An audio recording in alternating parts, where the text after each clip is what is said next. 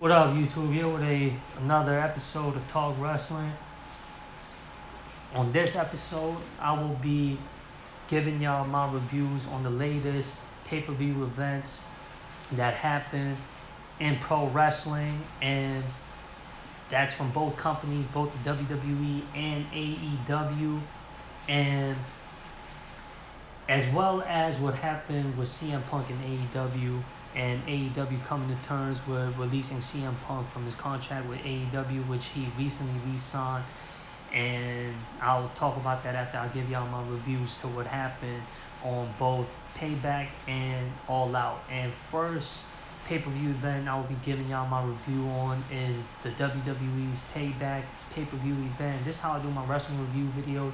I give every match that happened on the card a match rating out of a 5, and at the end of the review video for that specific pay-per-view event, I will give the whole pay-per-view event a rating out of a 10. Now, with that being said, let's get to the reviewing part. The opening contest of this year's Payback was a steel cage match with Trish Stratus and Becky Lynch, and this storyline had one of the most times to build to this match on the card to Payback. And out of all the matches that was featured on Payback, this had one of the most build to it. And Trish Stratus made her return to the WWE as an active member of the roster after retiring in 2006. And she went on to other ventures, and she didn't need pro wrestling after she retired because of those other ventures that she was working on outside of her pro wrestling. After she retired from pro wrestling, she made guest appearances here and there, and she was featured on Tough Enough as a trainer when Tough Enough first made a comeback. And then this year for WrestleMania, I thought it was going to be a one-time appearance for WrestleMania only. However, that wasn't the case.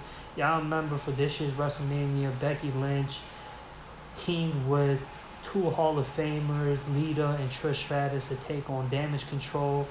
And leading to the storyline, Lita and Becky Lynch won the tag team titles from Io Sky and Dakota Kai to become new women's tag team champions. And then those three women defeated Damage Control at WrestleMania.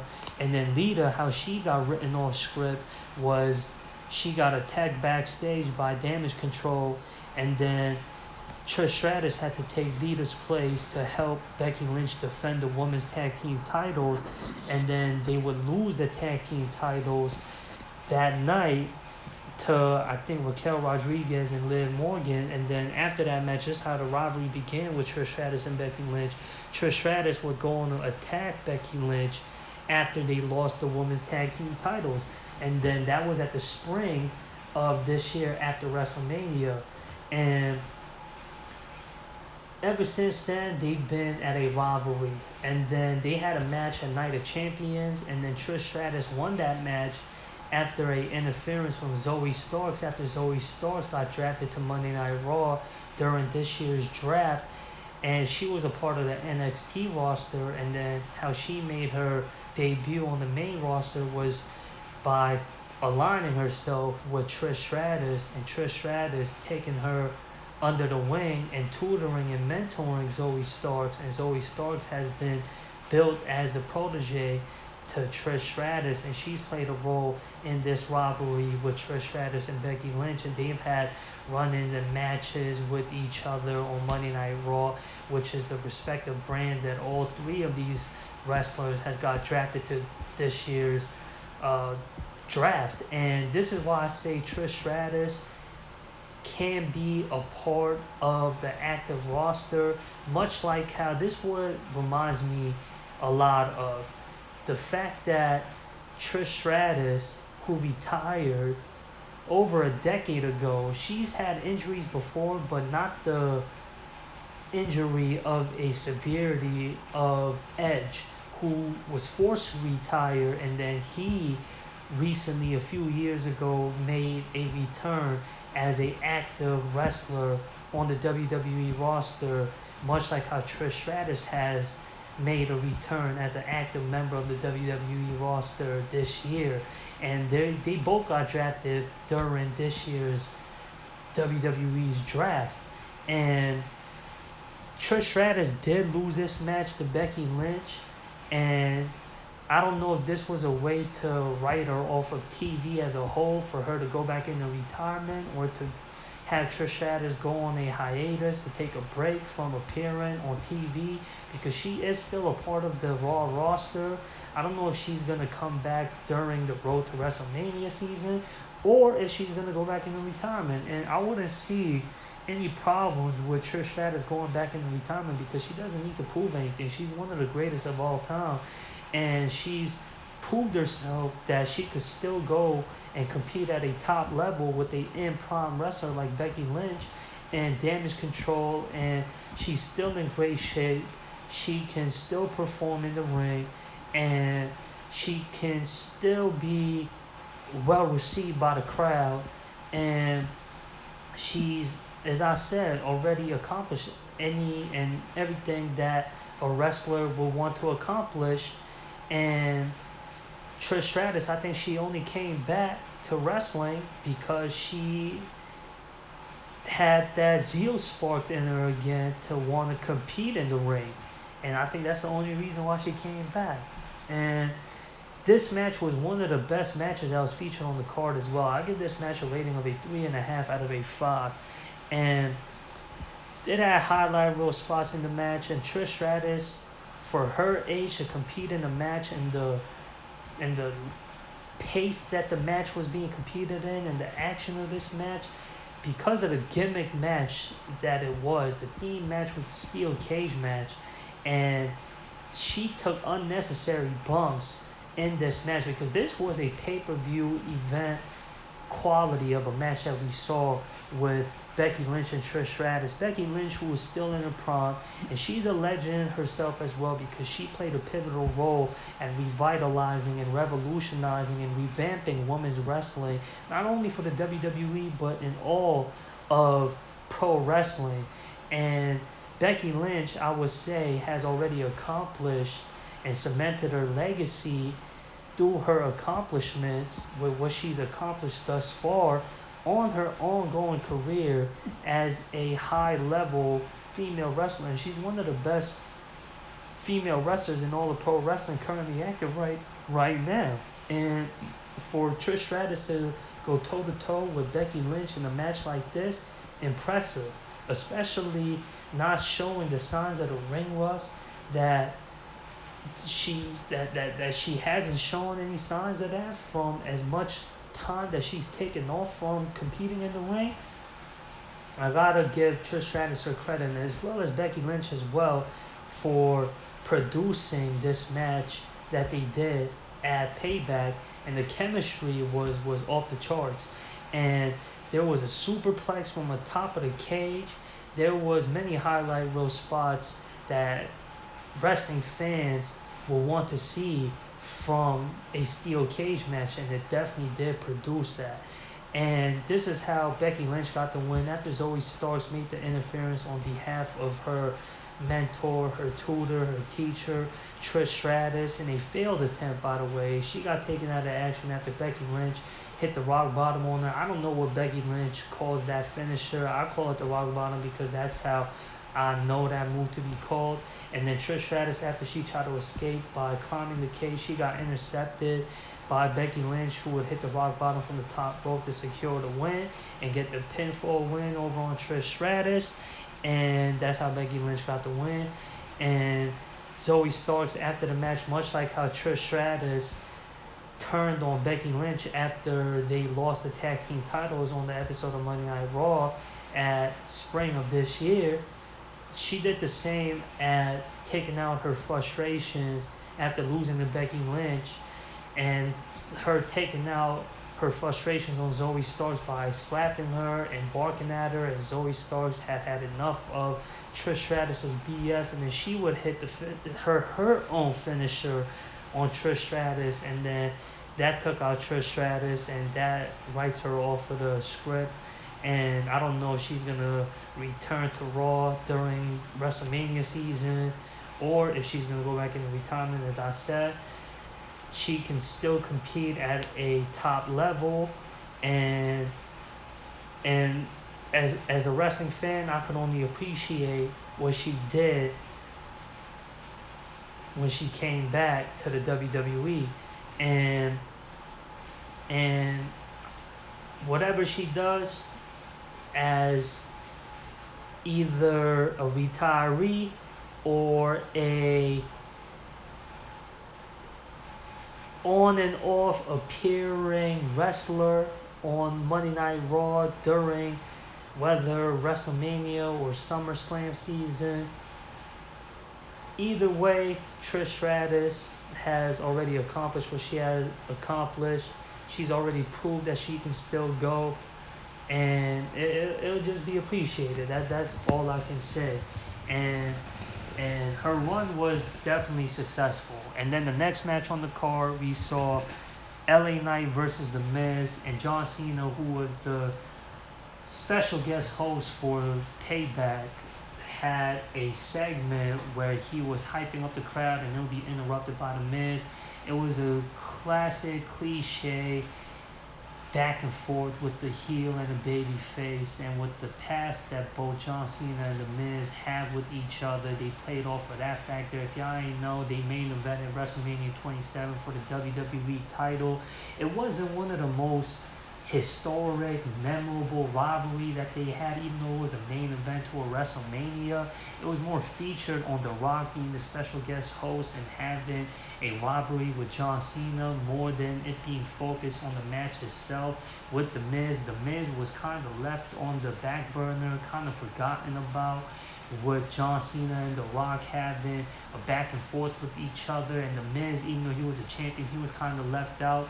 And John Cena has had multiple rivalries with The Miz. However, it wasn't as memorable as John Cena's most memorable rivalries with guys that he's feuded with that cemented his legacy as the franchise player and as one of the greatest of all times.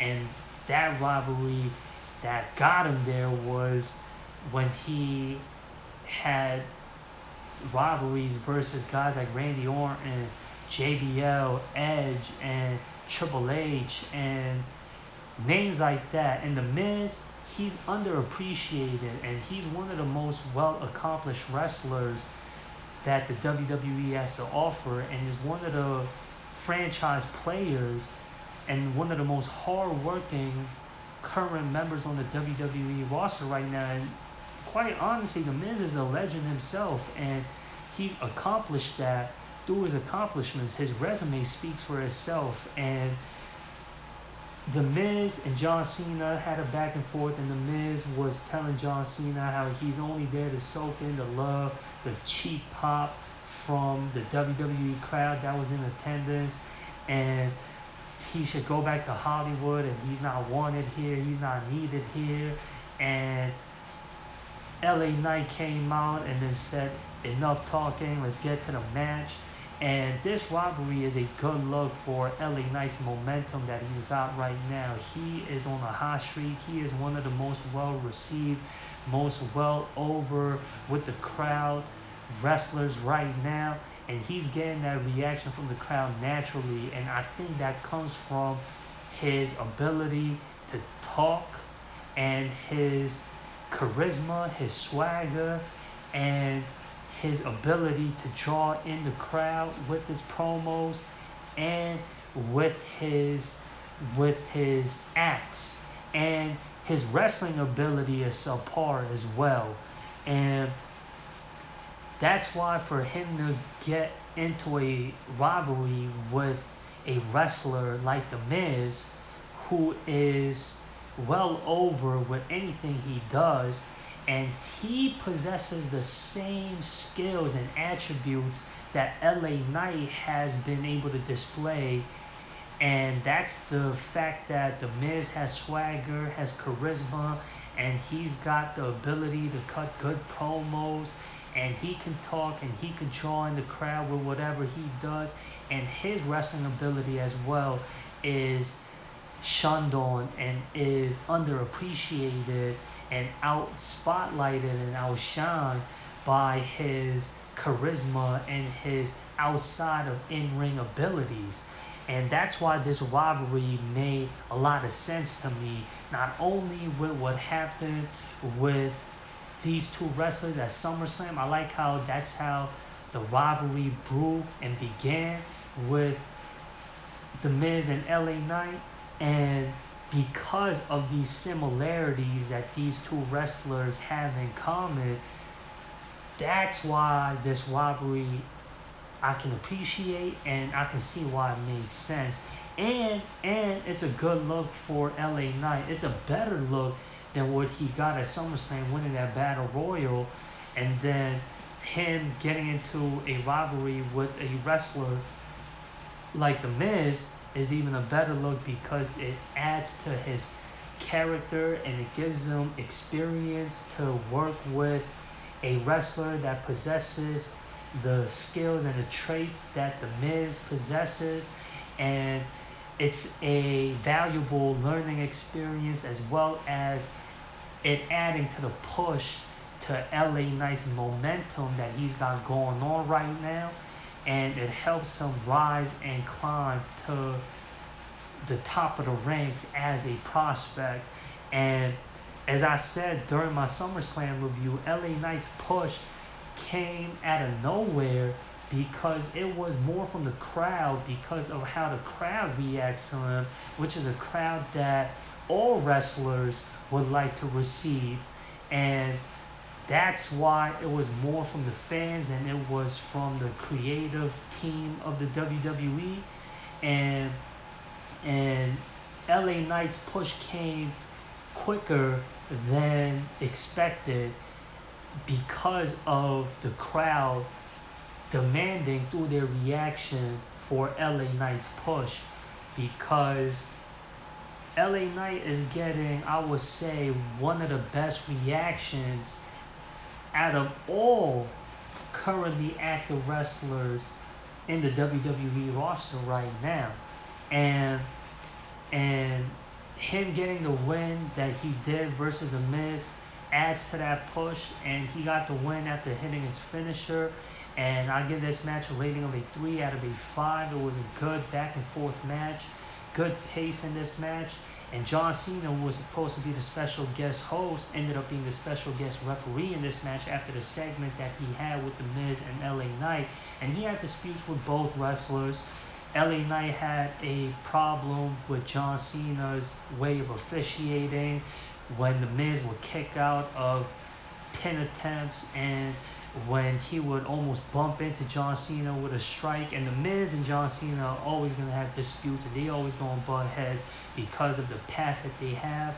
And I like how they played off of that factor. That adds to that pay-per-view event element, that this match, it could have been featured on any other episode of Raw or SmackDown. However, with John Cena being a part of this match, that's what added to the pay-per-view feel to it. And they got a rematch coming up on the next episode of Friday Night SmackDown, and I think LA Knight should get the win over on Miz. I think that would be the correct way of booking things. It would have made sense to give a already accomplished, well over wrestler like The Miz over on a up and coming prospect like LA Knight, who's on a hot streak right now. And it would have made sense to derail his push because he's got one of the best pushes going on in the WWE right now. And I think after he ends this program versus The Miz, because he got a win on the latest episode of SmackDown versus Austin Theory, this lines LA Knight up for a possible title shot and for him to be the next challenger for the U.S. title. And I think that would be appropriate for LA Knight's next step to challenge for the mid-card title over there on SmackDown. And then The Miz could go back to doing his thing on Raw, and LA Knight could focus on trying to capture the U.S. title over there on SmackDown. And I think that would be the appropriate stage for LA Knight next. And I think that's the next step that the WWE is pushing for LA Knight, because he's beating guys like Austin Theory.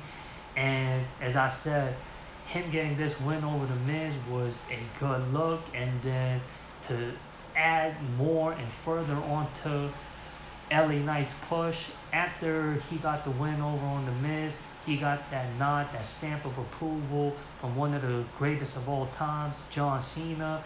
And that cements and further approves of LA Knight's legitimacy.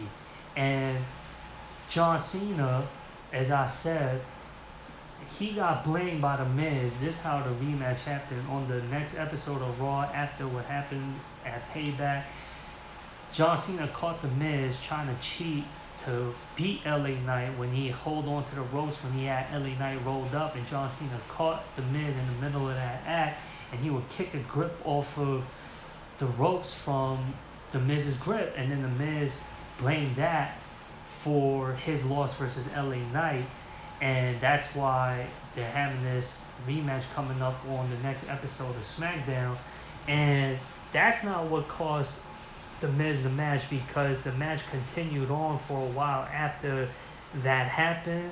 LA Knight actually ended up getting the win after hitting his finisher on The Miz.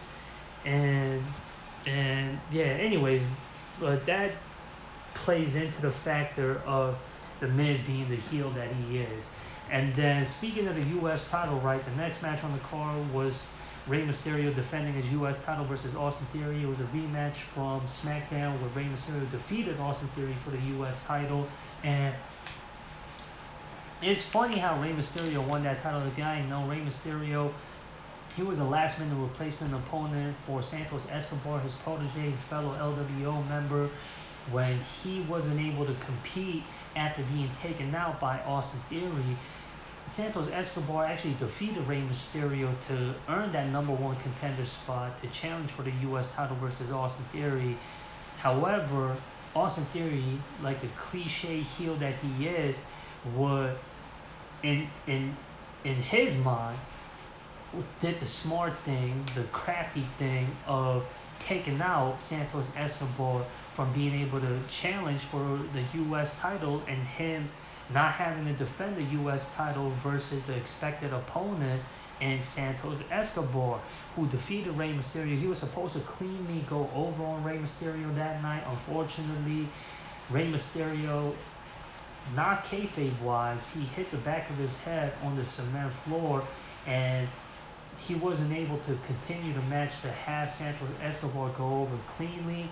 And then Santos Escobar, I like how the WWE creative team played off of this factor, and Santos Escobar this time, kayfabe, gets injured, and he isn't able to challenge for the U.S. title, and apparently he had the numbers on Austin Theory, and that's why Austin Theory was worried, and he took out and made sure that Santos Escobar wasn't able to compete that night. And then Rey Mysterio steps up to take over Santos Escobar's place as the number one contender for the U.S. title, and as a surprising opponent that Austin Theory wasn't expecting to face.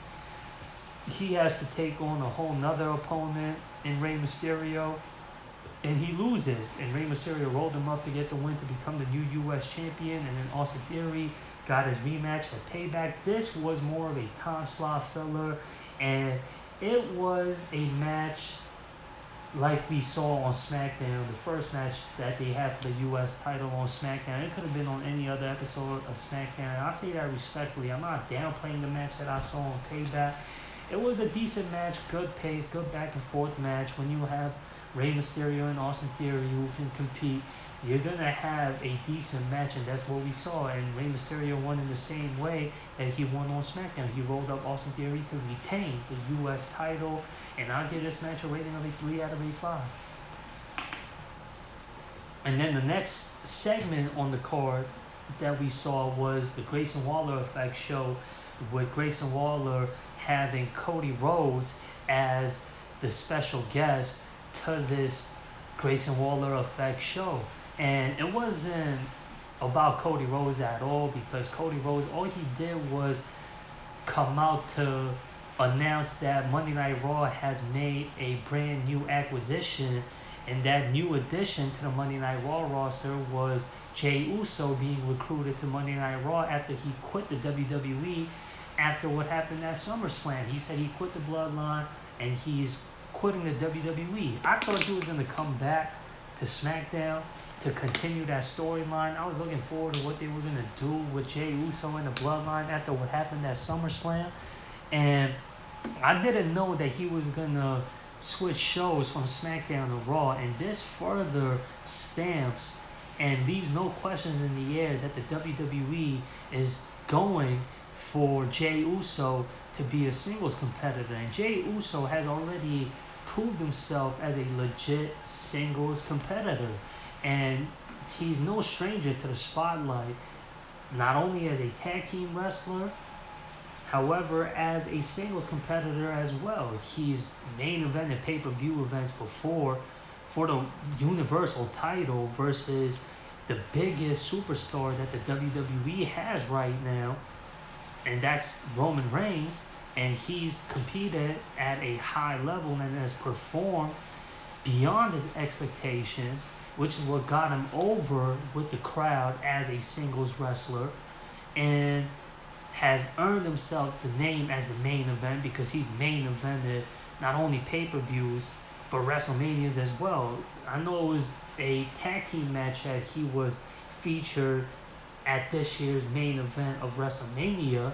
However, it's still a main event to WrestleMania, the biggest wrestling show of all time. And that's what makes him a non-stranger to the spotlight.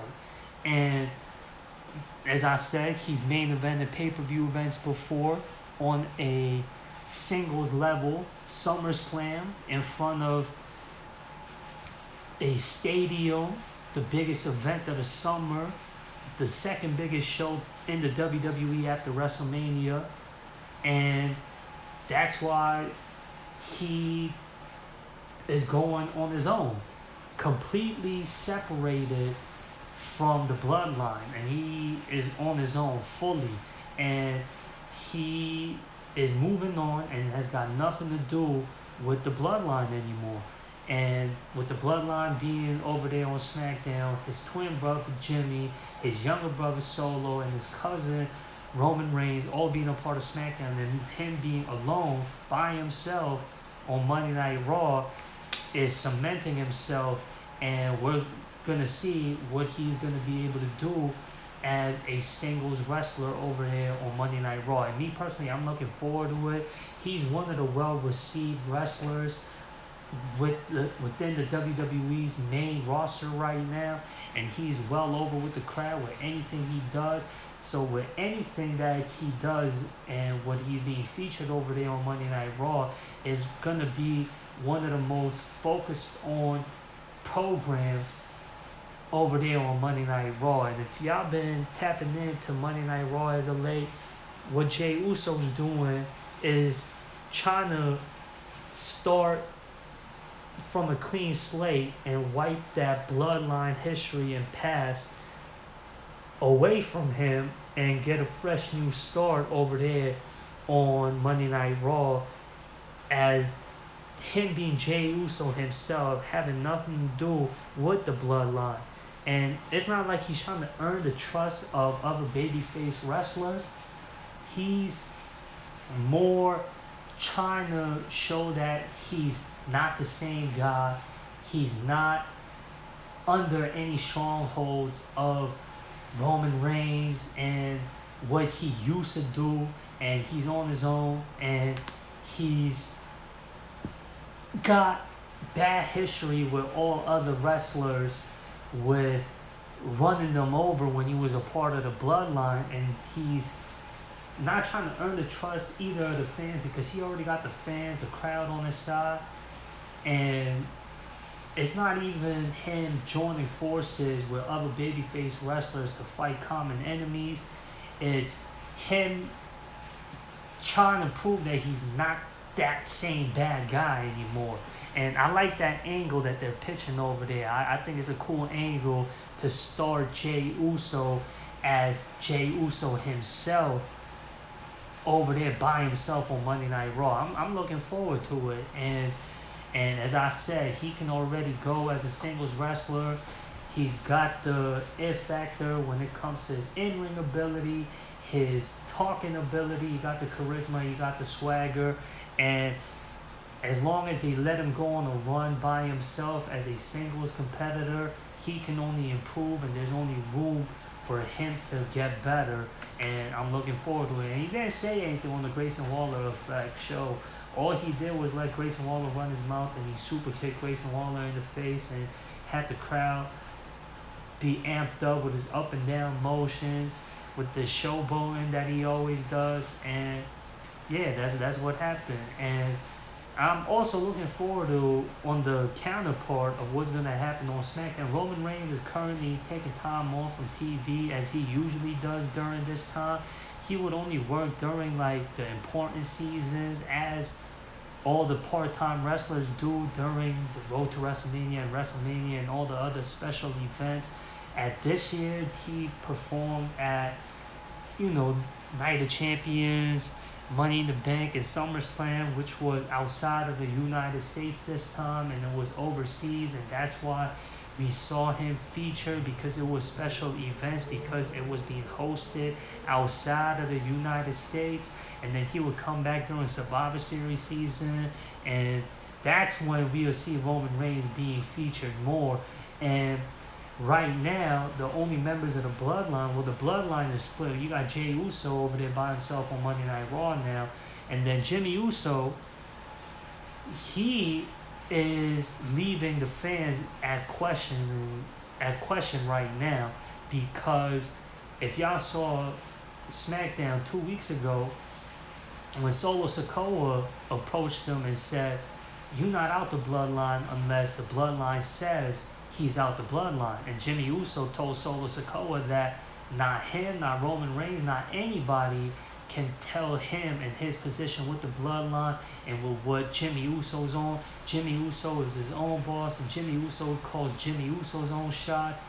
And Jimmy Uso, after that run-in with Solo Sikoa, he would interfere in the main event to SmackDown 2 weeks ago when Solo Sikoa took on AJ Styles, and he would interfere on the behalf of his younger brother Solo Sikoa to help Solo Sikoa get the win over on AJ Styles.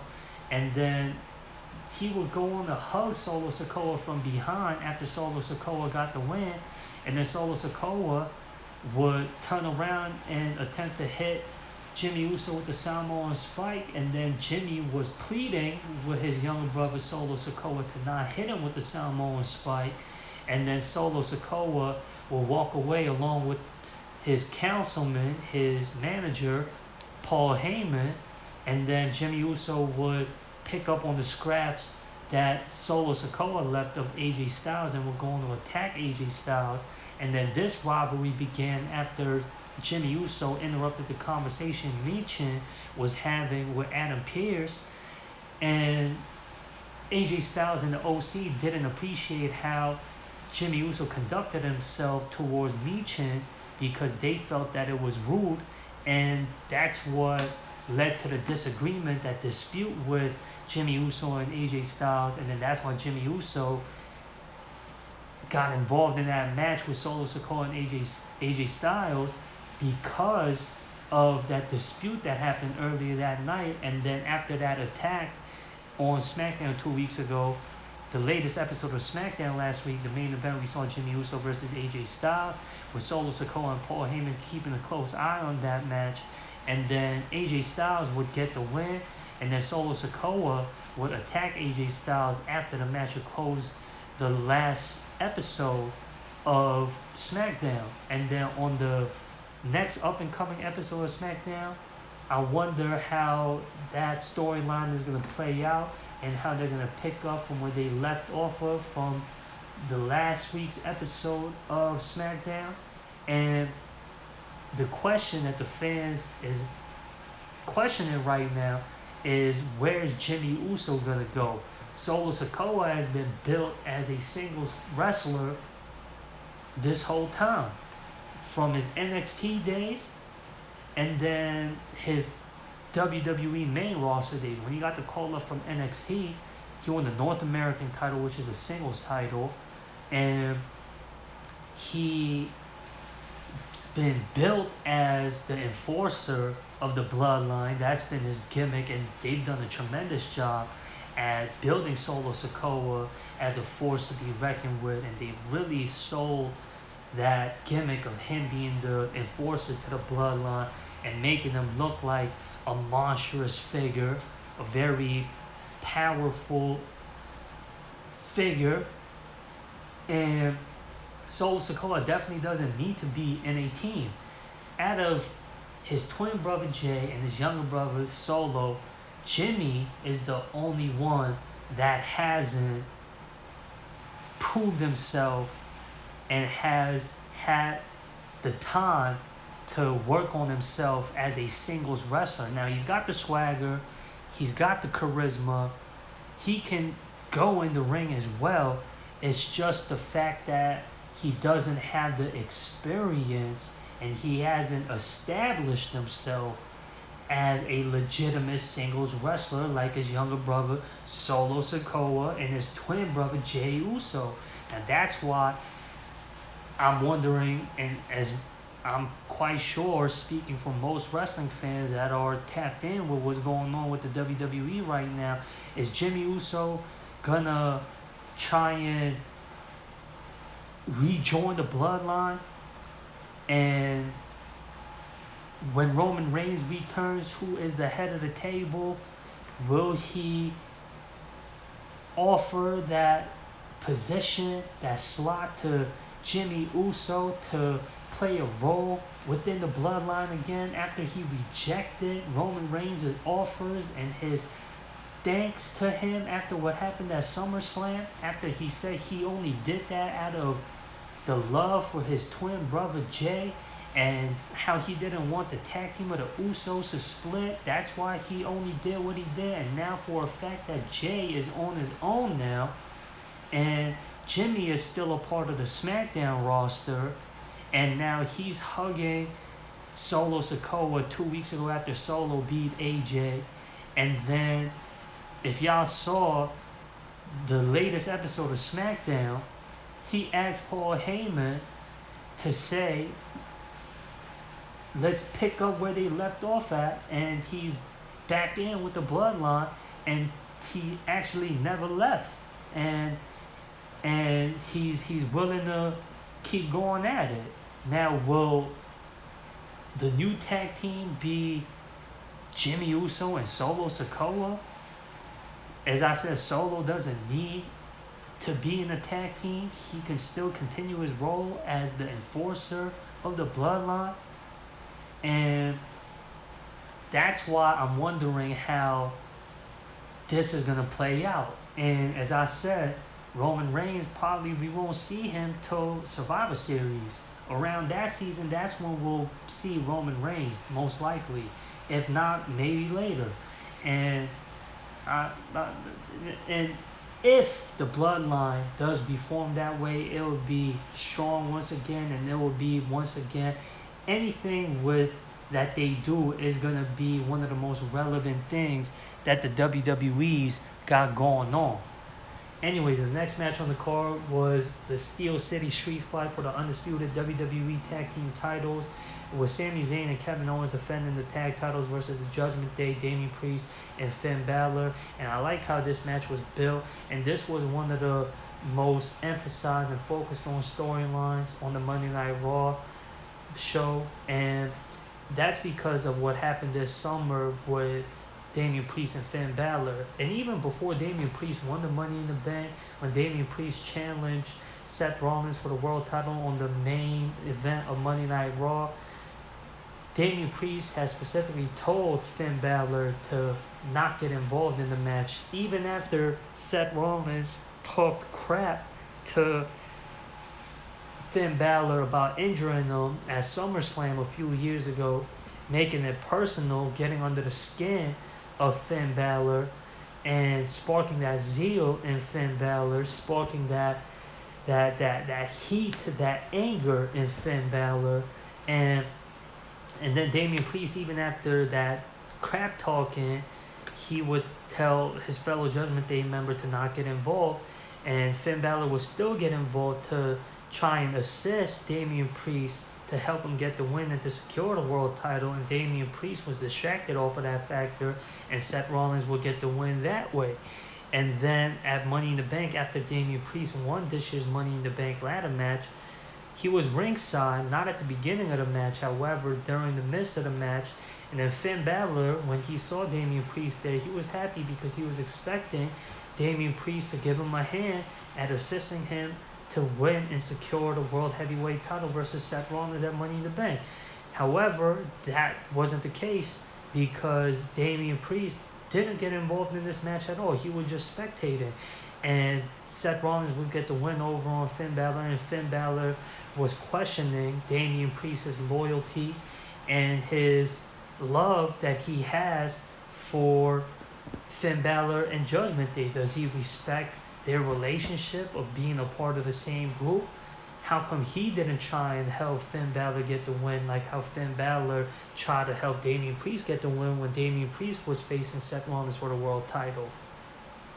And Damian Priest was in fact out there for his own interest. He was only out there to see if there's going to be a room of opportunity for him to cash in the Money in the Bank, for himself to become the World Heavyweight Champion that night. And then at SummerSlam, unlike Money in the Bank, the whole Judgment Day was out there trying to assist and help Seth Rollins lose to Finn Balor for their fellow Judgment Day member Finn Balor to win the World Heavyweight title.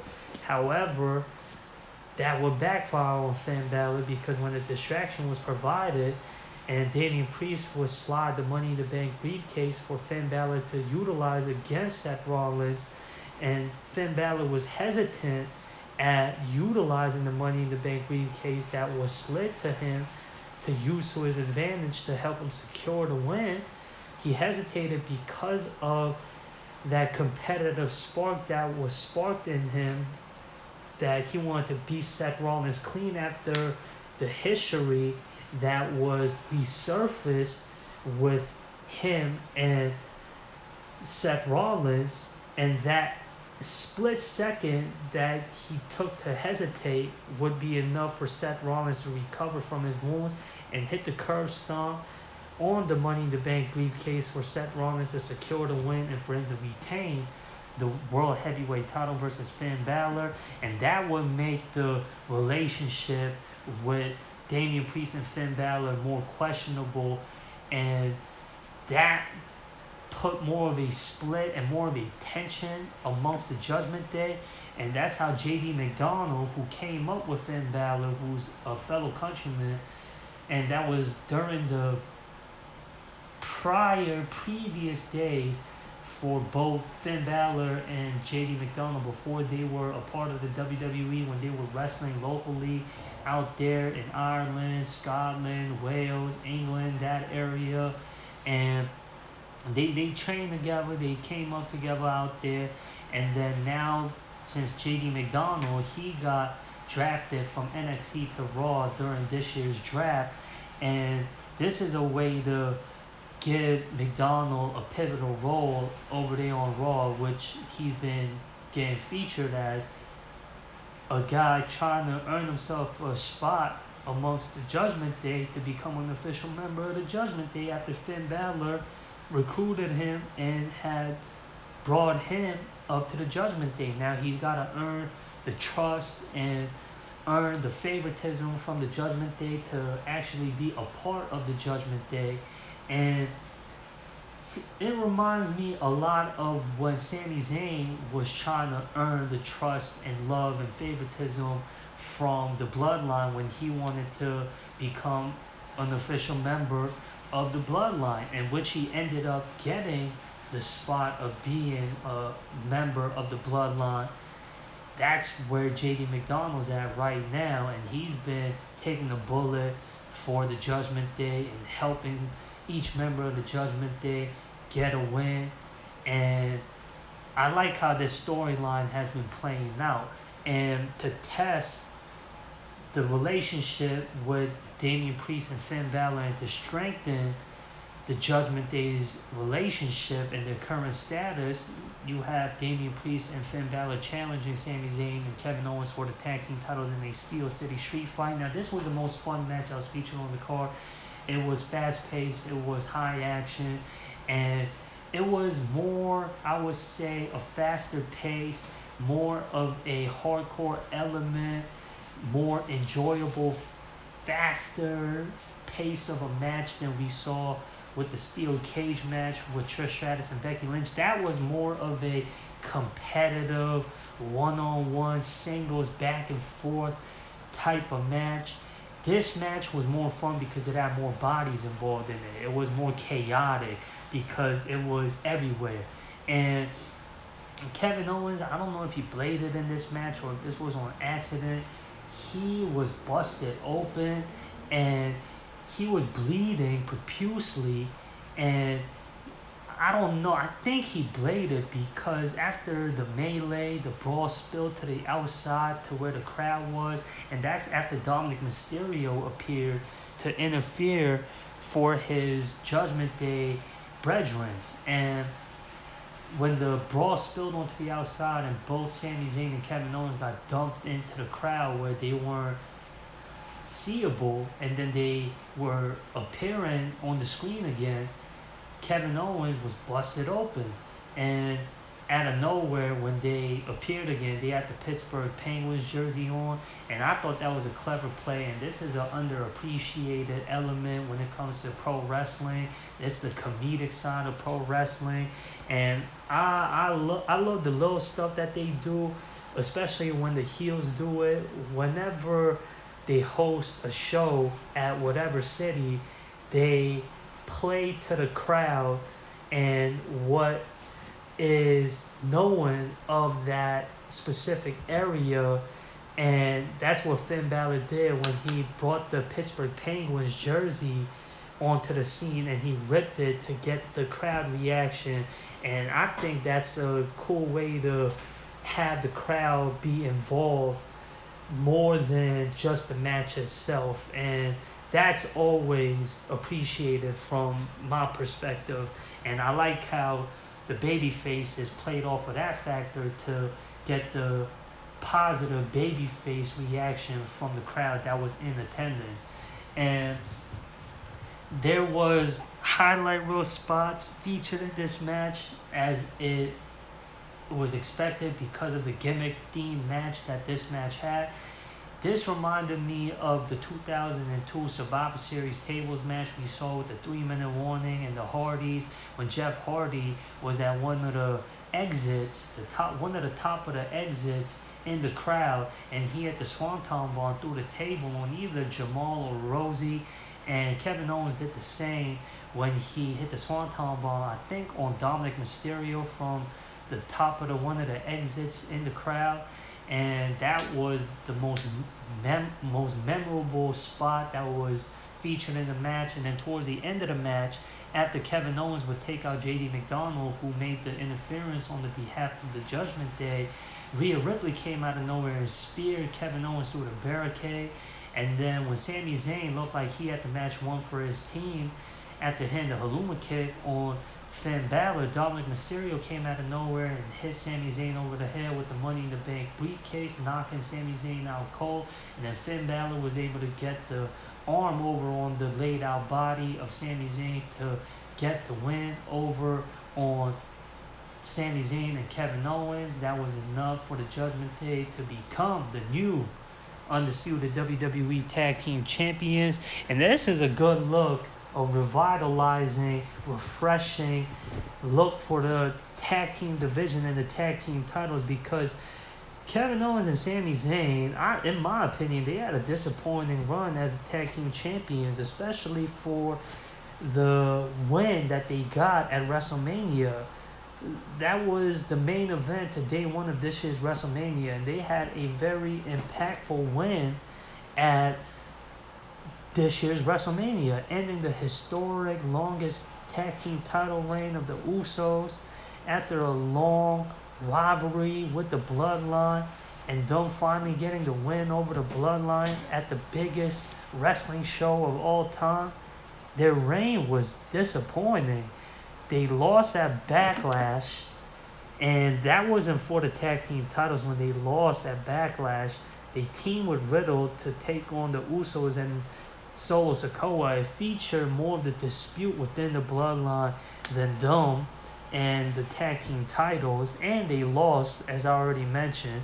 And then they had a match versus Roman Reigns and Solo Sikoa at Night of Champions defending their tag team titles, and that was outshined by what happened with Jimmy Uso kicking Roman Reigns in the face, turning on the Bloodline, and him leaving the Bloodline. And that goes on to have the focus and the emphasis more on the storyline with the Bloodline than the tag team titles and Kevin Owens and Sami Zayn themselves.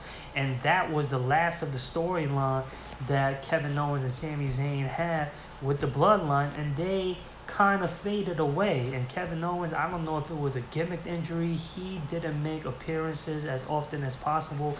They didn't defend the tag team titles as frequently as possible, and they wasn't on SummerSlam. They wasn't at Money in the Bank, and the storyline with the Judgment Day was a transitional shift, a change for the tag team titles, and I'm looking forward to what the Judgment Day can do as tag team champions. And now the Judgment Day, with the Bloodline not being a faction, a stable, a group like they once was before, this makes the Judgment Day like the Bloodline when they were on top of the WWE as the top group, because each member of the Judgment Day holds a title.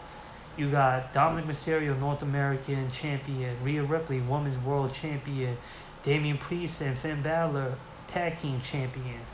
And after this year's draft, you have main roster wrestlers being a part of the NXT roster and being frequent faces in NXT, and I think this is important for Dominic Mysterio during his developmental prospect on the come up, on the rise stages. And Dominic Mysterio, much like LA Knight, he has been getting some of the best crowd reactions out of all the wrestlers that's currently active in WWE. Matter of fact, in all of pro wrestling in general. And Dominic Mysterio and him being on NXT is definitely a good look, because it features him more and it helps him develop and add adjustments for improvements to become a future major player, which he is already looking like he is on the way to be.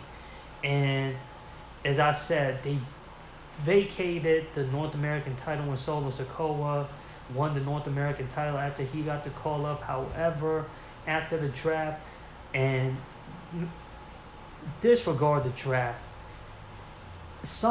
at times wrestling doesn't have to make any sense, and that's a perfect example of when wrestling doesn't have to make sense because it's for the better. Anyways, I'm looking forward to the Judgment Day's reign as the top group in the WWE. I'm looking forward to what Damian Priest and Finn Balor can do as tag team champions.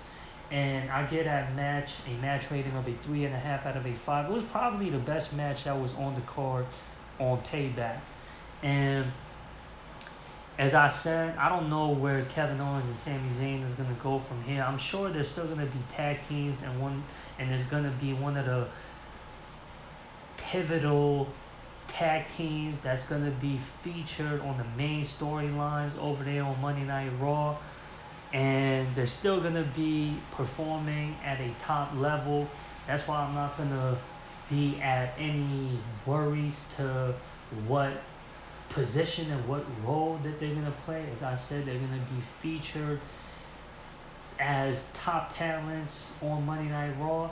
And as I said, the tag team department, I think the WWE has enough depth for SmackDown to have their own tag team titles. That way, the tag team titles and the tag team division can be valued and revitalized, like how the women's division had a revitalization a few years ago, and as of late, the mid-card titles, both the U.S. and the Intercontinental titles, has got the revitalization at focusing on the prestige of those titles. I think the tag team division can do the same. There's 2 world titles for each show, as there's 2 women's titles for each show, as there's 2 mid-card titles for each show, and I think it's only appropriate for each brands to have their own tag team titles, and it gives other tag teams that's not featured as much on each show a time slot for them to be featured, and that will make the tag team division more competitive, and it will bring a spark of interest amongst the tag team division as well, and it brings more value and it brings meaning to the brand split, or else the draft is pointless because you have wrestlers all over the place. I mean, there's acceptances of those things occurring when it comes to, you remember when there was brand splits and there would be pay-per-views to each brands apart from SummerSlam, WrestleMania, Survivor Series, and Royal Rumble. We saw at WrestleMania Shawn Michaels versus Kurt Angle, Undertaker versus Randy Orton, and they were on separate shows. However, because of what occurred and what happened at shows during major events, that's what would lead to impromptu matches with wrestlers from separate shows.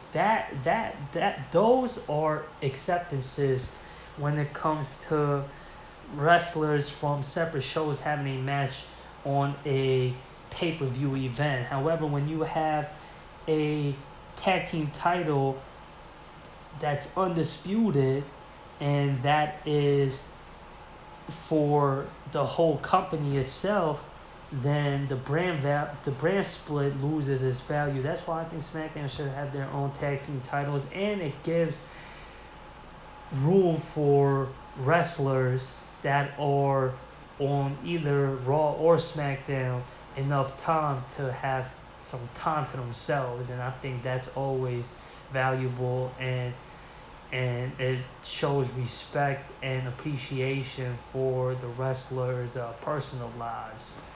And then the next match on the card was Rhea Ripley defending her Women's World title versus Raquel Rodriguez. This storyline had enough build to it and enough time added to it as well. Rhea Ripley has been attacking Raquel Rodriguez and actually took out her tag partner Liv Morgan and put her on the injury list after injuring her legs. And Raquel Rodriguez, who also got her legs injured by Rhea Ripley. And that's what this storyline has been built on, and that's what led to this match for the Women's World title. And I like how they played off the factor that these 2 women are 2 physical specimens, very physically imposing because of their stature and because of their power, because of their style of wrestling, of their physicality and their strength.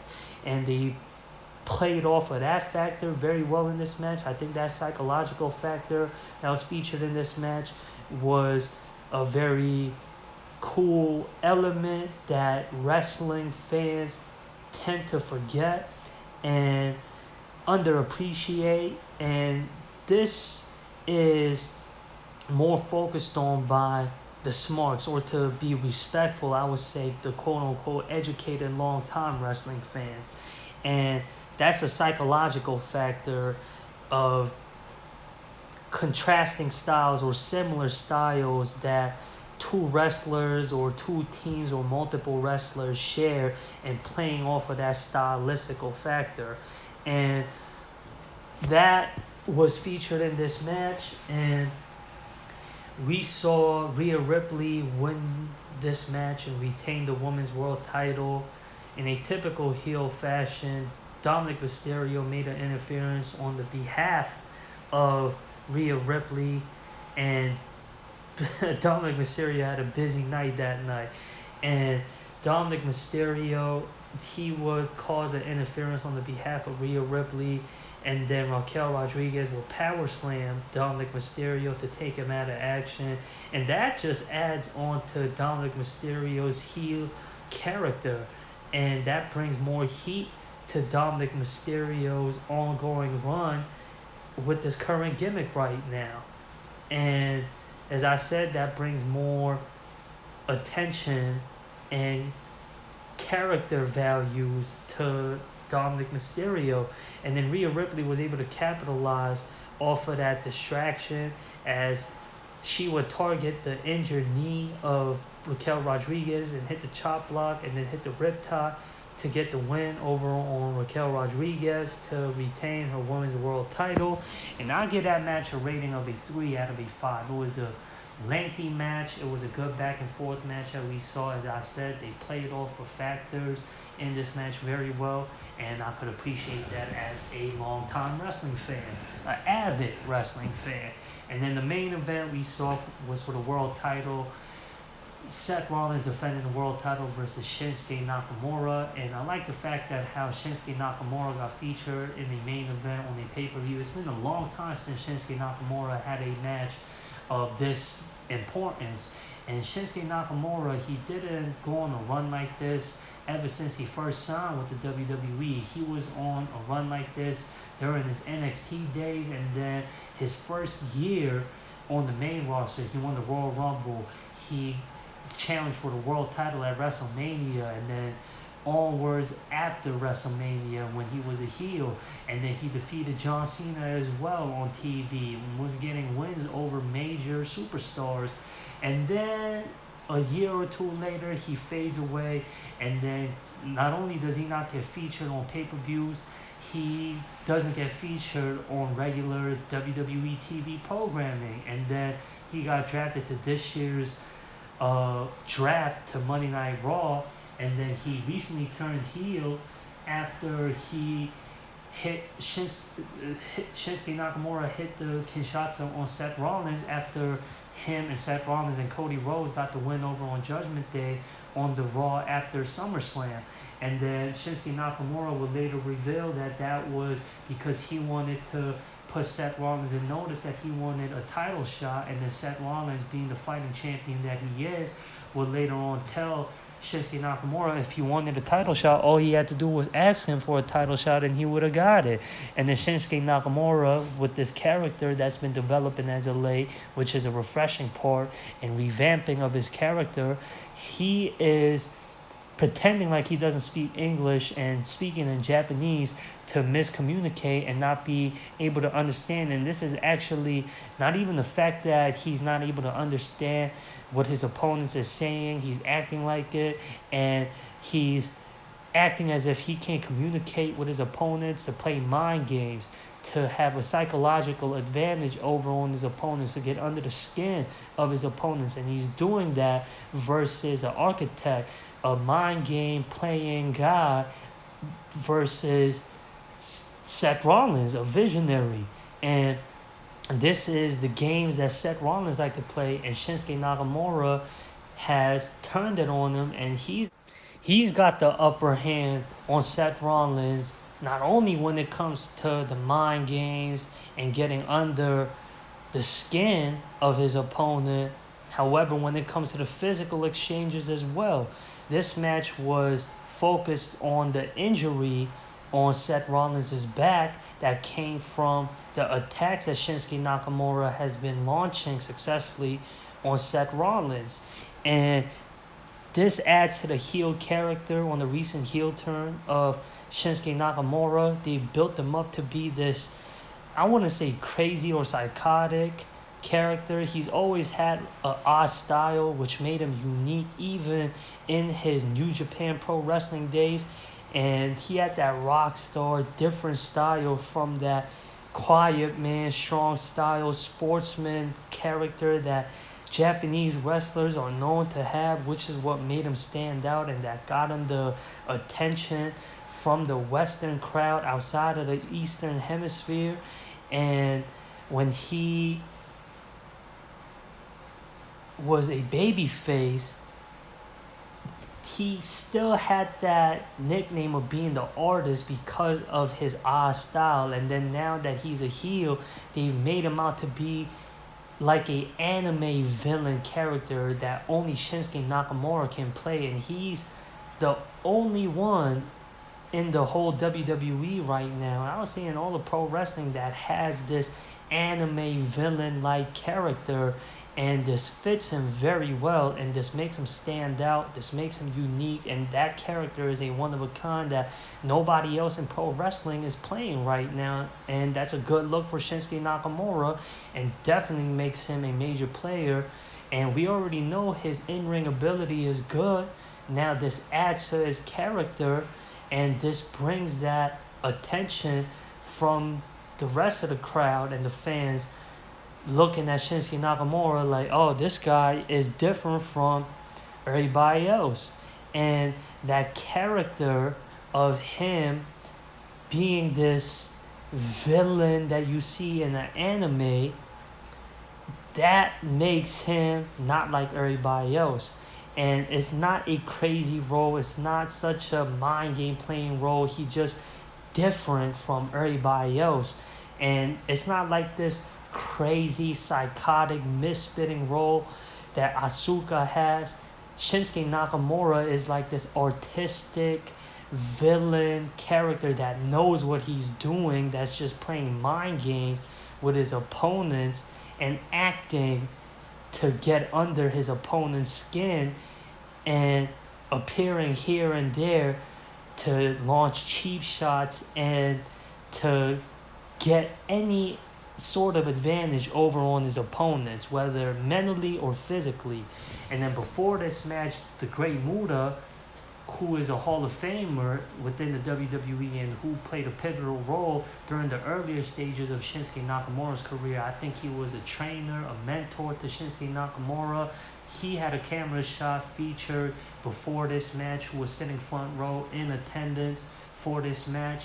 And then Shinsuke Nakamura, he had that anime villain character intro during his entrance before the match. And then the match itself, when you have a wrestler like Seth Rollins and Shinsuke Nakamura, it's going to produce fireworks. It's going to produce a hard-hitting, high-caliber, high level of a wrestling match, because you got a hard-hitting, strong, stiff style like Shinsuke Nakamura, who has the athleticism, who has the experience, who has the ability to perform in the ring greatly, as well as Seth Rollins does as well. He's got that adjustable, freestyle, adaptable style of pro wrestling, and he's got the experience as well. They're going to produce a great match, a main event quality match, and that's what we got at Payback a few weeks ago. And this was a main event worthy match, and I'll give this match a rating of a 3.5 out of a 5. It was a classic wrestling match with every element featured on it. They played off of the storyline factor that Shinsuke Nakamura targeted the back of Seth Rollins, and the fact that it was injured and he's been targeting it for a few weeks leading to this match. And then Seth Rollins added to his character that fighting champion that never give up style, and Seth Rollins and Shinsuke Nakamura had a good back and forth, good pace in this match, and the action was good, and as I said, it was hard hitting and it was stiff, and it was a good match. It was a world title quality match that we saw, and Seth Rollins ended up getting the win after hitting the stomp on Shinsuke Nakamura. And this was a lengthy match as well, and Seth Rollins retained the world title. And if y'all been watching Raw as of late, it looks like they're continuing this storyline. And I don't know if for the next event at Fastlane if they're going to have a special gimmick match. When you have two classic wrestlers who perform at a high level like Shinsuke Nakamura and Seth Rollins, you don't need any gimmick match for them to have a good quality of a match. However, it would be more appreciated and more, I would say, of a emphasis put into that match. If they do have a gimmick match, we'll see what happens on the up and coming episodes to Monday Night Raw. And this was a really solid wrestling show that we saw at Payback. And this was the first event not featuring Roman Reigns, Brock Lesnar on the card in a match. And that's why they had John Cena be a special guest host to add that pay-per-view event feel of a vibe feel to the pay-per-view, which they didn't really need. However, it was an adding factor for sure. And John Cena being a special guest referee added to the Miz versus LA Knight match. And he didn't really need to be a host or an appearance to make it a pay-per-view worthy show, because it didn't disappoint. As I said, it would have been a solid show with or without John Cena. It was because they didn't have the likes of Roman Reigns and Brock Lesnar featured at this pay-per-view like all the other previous pay-per-views before Payback. That's why they had John Cena appear. And as I said, this was a solid wrestling show. I give this pay-per-view a rating of a 7 out of a 10. 7 out of a 10. Yeah, that's what I'll give Payback, a rating of 7 out of a 10. And if I didn't mention already, I meant to post this video and upload it onto my YouTube channel a week ago. However, it had problems uploading this video. That's why I'm uploading it and re-recording this again. And hopefully this time it uploads. I did say The Miz versus LA Knight is a good rivalry for LA Knight and his up and coming stages right now, because they possess the same skills in the US title scene right now. I would say, because Rey Mysterio defeated Austin Theory again, the next challenger should be LA Knight. And I think that's the appropriate stage for LA Knight and the US title as far as the mid-card scene goes over there on SmackDown. And on Monday Night Raw, I also want to note out the fact that Gunther has broke the record of being the longest reigning Intercontinental Champion in the history of the Intercontinental Championship. He did that when he defeated Chad Gable at the main event of Raw last week, and it was a classic wrestling match that we saw with Gunther and Chad Gable. And those two wrestlers, they can go, and they proved that last week on Raw. And it looks like they're going to continue their rivalry, and it probably will be a featured match on the next pay-per-view, which is Fastlane, and it's going to be for the Intercontinental title. And Gunther, him breaking the record as the longest reigning Intercontinental Champion, I'd say definitely makes him the greatest Intercontinental Champion of all time, the most impressive Intercontinental Championship reign. That's why I say the WWE has done a good job at adding and emphasizing and spotlighting the value and the prestige of the Intercontinental title that it very much deserves. And they've done a great job at making Gunther look like the champion that he's been built up to be. And he's like a Roman Reigns of his own in the mid-card title scene. And he had a title run like this over there on NXT UK, and he's doing the same on the main roster as the Intercontinental Champion. And I think Chad Gable getting the push for the Intercontinental title and him challenging for it is a good look as well, because he's only competed in the tag team department, and he's still a part of a team with Alpha Academy. And I like how they didn't split the Alpha Academy, because they can still be a tag team, and both him and Otis are well over with the crowd. And Chad Gable, his ability to perform in the ring has made him a force to be reckoned with, and he's proved himself anytime he stepped in the ring that he can go. And he's had a singles run when he was Shorty G over there on SmackDown. However, that was short-lived, and his character has developed a lot ever since he formed a tag team with Otis, known as the Alpha Academy, and as this annoying heel. And he's done such a good job that it got over with the crowd that they had no choice but to make them a babyface team. And now he's looking like a heroic character, challenging Gunther for the Intercontinental title to attempt to end the historic, impressive reign of Gunther as an Intercontinental Champion. I thought that was a feature rivalry that I'd have to talk about on this episode of Talk Wrestling. And I said I would be talking about the latest on pro wrestling as a whole anyways, right? So why not? Anyways, the next event I'll be talking about is AEW's latest pay-per-view, which was All Out. Now, this pay-per-view didn't have any real build to it because it was only a week apart that it happened from All In, which was AEW's most successful and biggest pay-per-view event in their young and still quite new of a company and franchise. However, they've only been a company for three to 4 years, and I think they became a franchise in 4 years. So in their 4-year company history, they had a WrestleMania of their own at Wembley Stadium, All In. I made a review video on All In. If y'all haven't seen it, I would appreciate it and would recommend that y'all go check that review video out. And All In was one of the most successful wrestling events in pro wrestling history. It had over 80,000 people in attendance.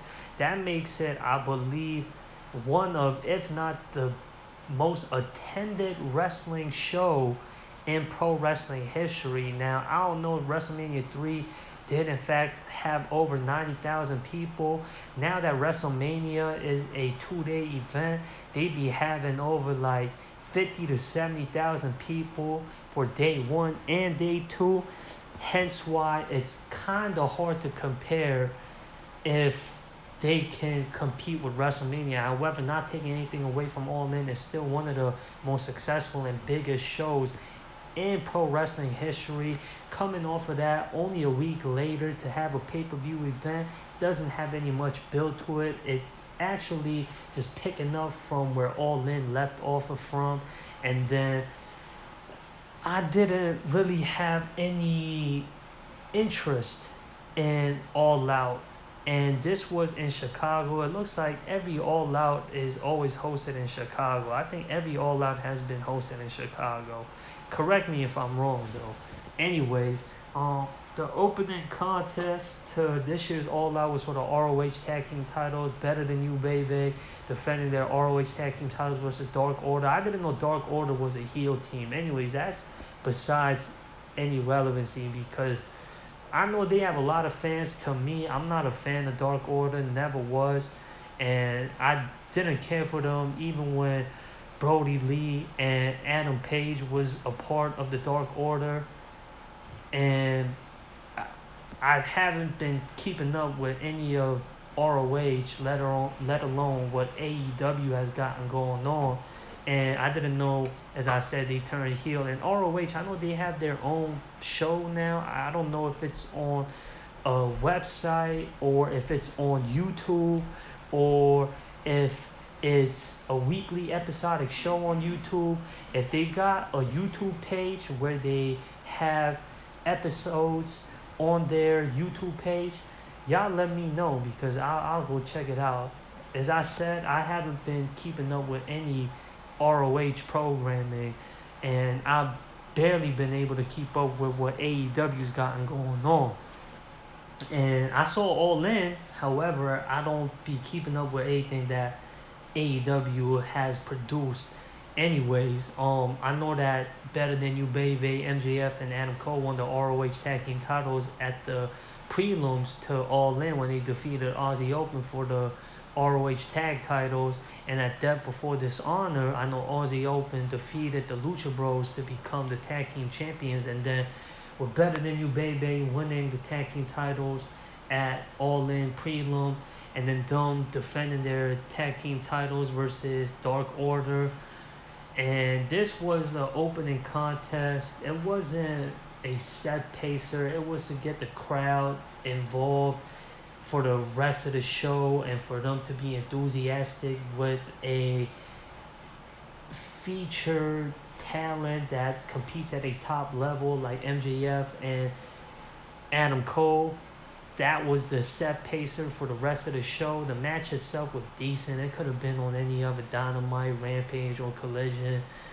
And I'm not going to go as far as to say it could have been featured on the ROH show or a Dark or a Elevation or any of their YouTube shows. I would say any other shows. Not even the main event worthy match that could have been on Dynamite or Collision. Maybe a Rampage, but this was like any other ordinary match. It was decent. It had funny comedic elements.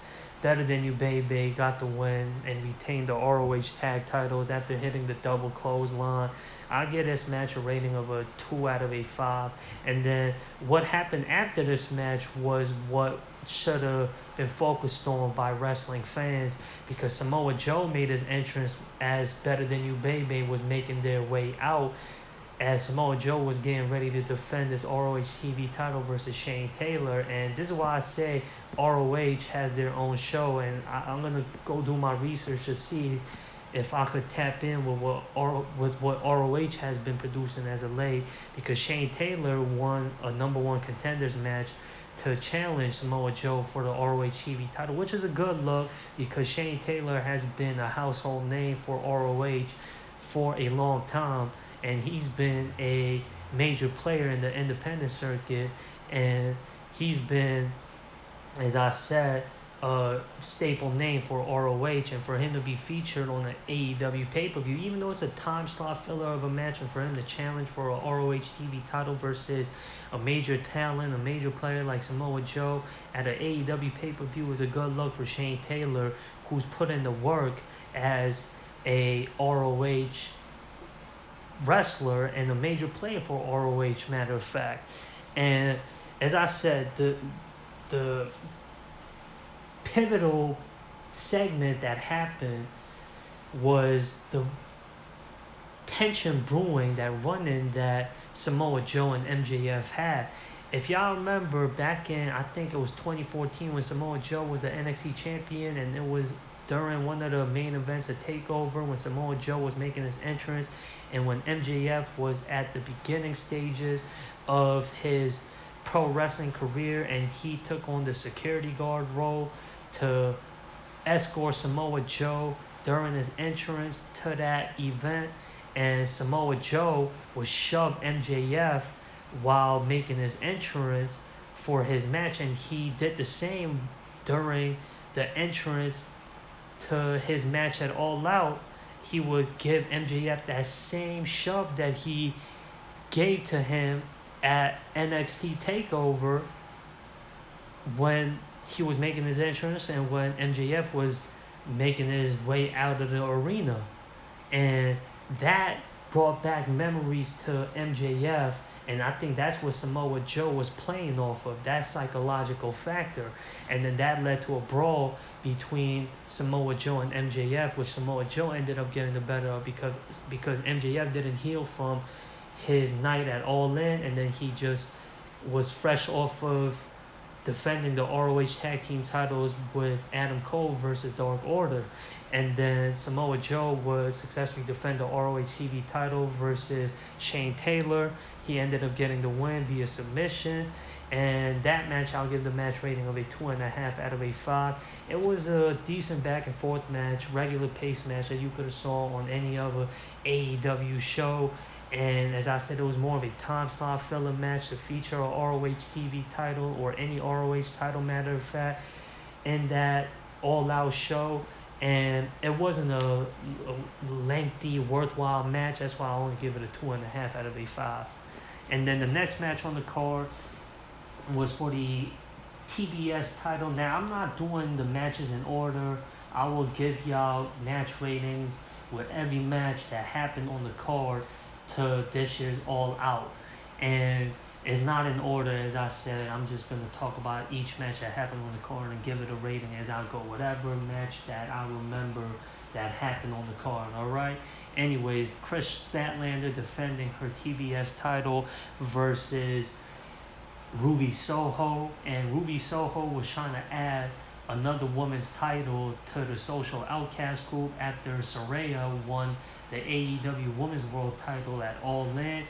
And the controversy that's going on amongst the Social Outcasts right now is what happened during the four-way match for the Women's World title at All In, when she sprayed Toni Storm with the spray paint. And Toni Storm has been going on a rampage, and she's been going cuckoo after what took place at All In, and that's the character that she's been playing, and how this rivalry has been built as with Soho and Statlander is that Soho has got the numbers on Statlander. Soho's been getting the better of Statlander each time they had a match, and that's why she was favored to win this match. However, Toni Storm would end up costing Ruby Soho a potential win at gaining the TBS title after she spray painted Ruby Soho with the paint, much like how Saraya did her at All In. And remember, Toni Storm knocked down Ruby Soho after Soho tried to calm the tension between Storm and Saraya. And then Statlander ended up getting the win to retain the tag titles, the TBS women's title. And it was a decent match, good back and forth, good action between the two. I'll give this match a rating of a 3 out of a 5. This adds to the storyline, the angle that Social Outcast currently got going on. And it looks like since Jade Cargill made her return to AEW TV, she's going to look to avenge her only loss to Chris Statlander and try to regain her TBS title back from Chris Statlander. And it looks like Saraya will feud with Toni Storm, and the Social Outcast is going to split. And I'll see, and I'm looking forward to what's going to happen with the angle and the storyline that Social Outcast got going on right now. And I'll give that match a rating of a 3 out of a 5. Then the next match on the card we saw was a match with Powerhouse Hobbs and Miro. And this match has been being built ever since Collision came into play. And both Powerhouse Hobbs and Miro has been featured on Collision. And that's why Collision is a good look, a good addition to AEW, because AEW roster is too full right now for them to only have 2 shows.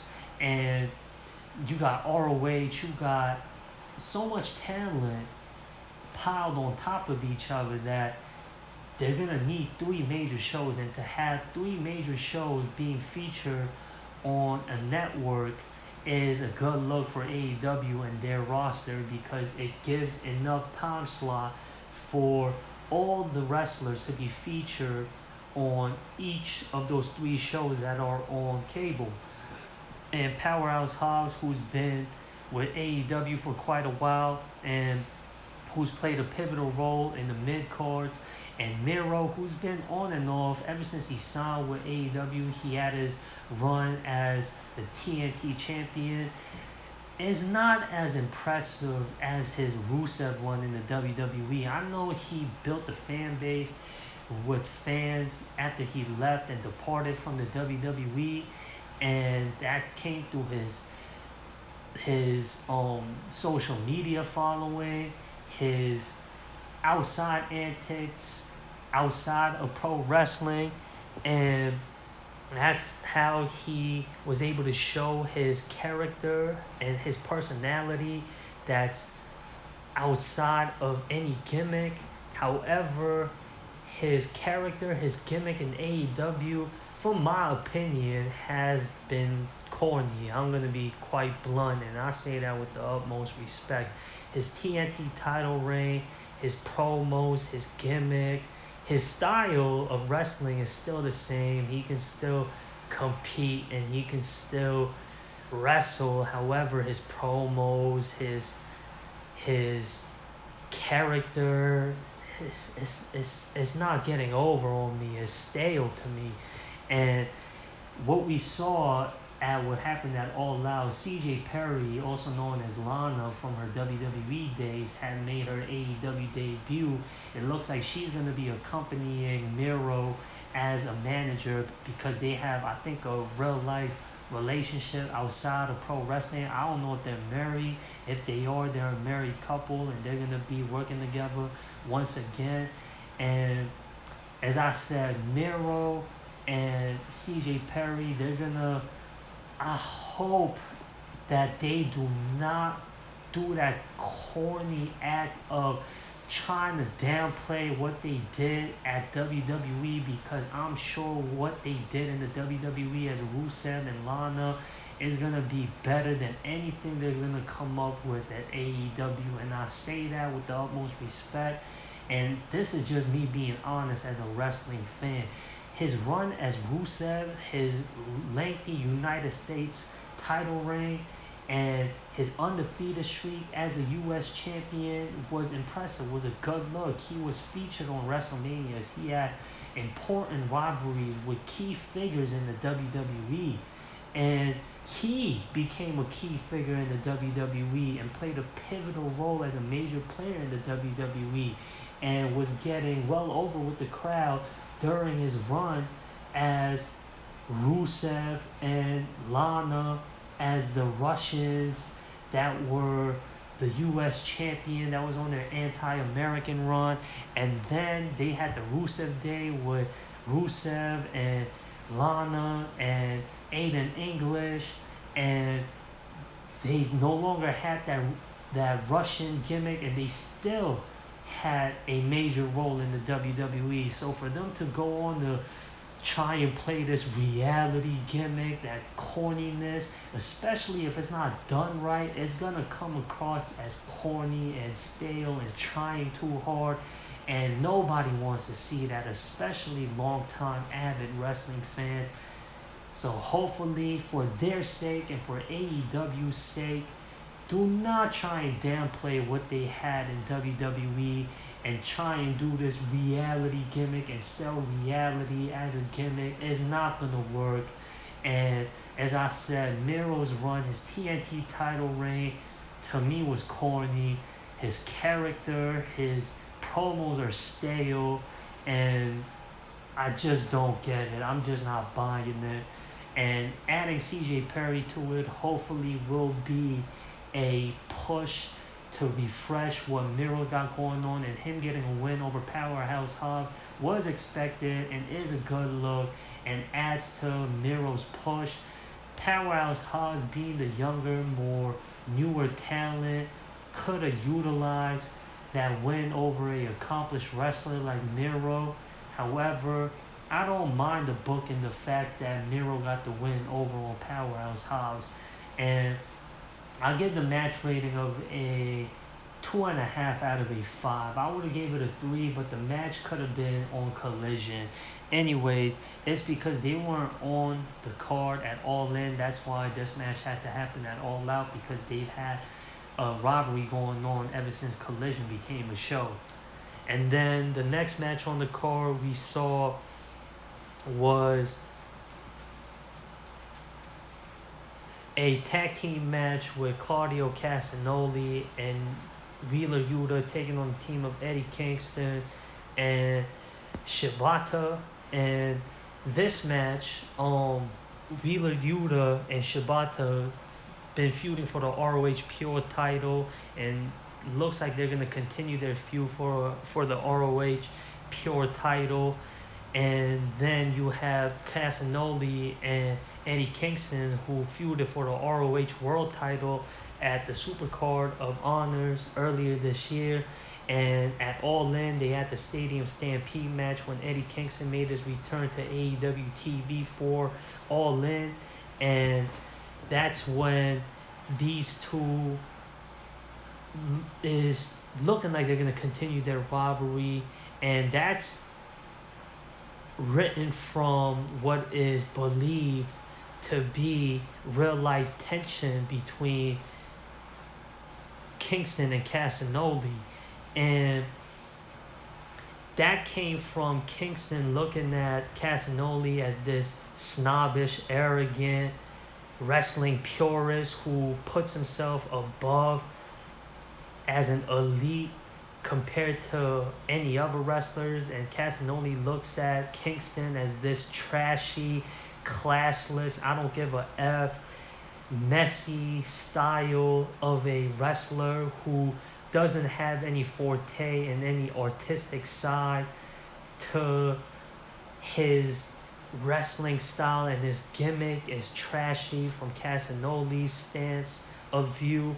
And it's two different contrasts of style, and they've had shoot interviews about each other, how they don't like each other, and that's what this rivalry has been built off of as. And if they're working with each other, I'm sure they're to some cordial understanding if they are being featured on the same show, let alone working together in a match. They have to have some kind of chemistry. They have to have some kind of coordinates for them to have a match with each other. And they are continuously having a match with each other. And it looks like they're going to continue this rivalry with Casanoli and Kingston, and as well as Shibata and Yuta for the ROH Pure title. And the Blackpool Combat Club ended up getting the win after Casanoli hit a vicious uppercut on Kingston to secure the win for him and Yuta, with the BCC getting the win. I'll give this match a rating of a 3 out of a 5. And then the next match on the card, we saw a strap match with the returning Bryan Danielson taking on Ricky Starks.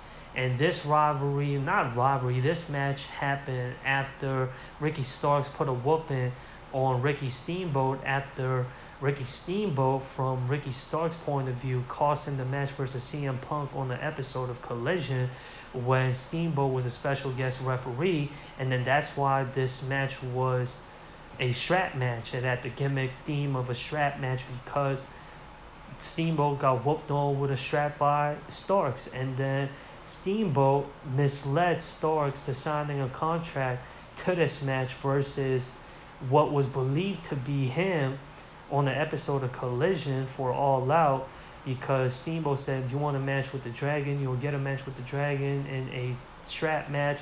However, Steamboat would out-slick Starks and say that it's not the Dragon he's going to be versing at All Out, which is Ricky Steamboat himself. It would instead be versus another Dragon, that being the returning Bryan Danielson, who took time off after being injured after getting a clean win versus Okada at Forbidden Door.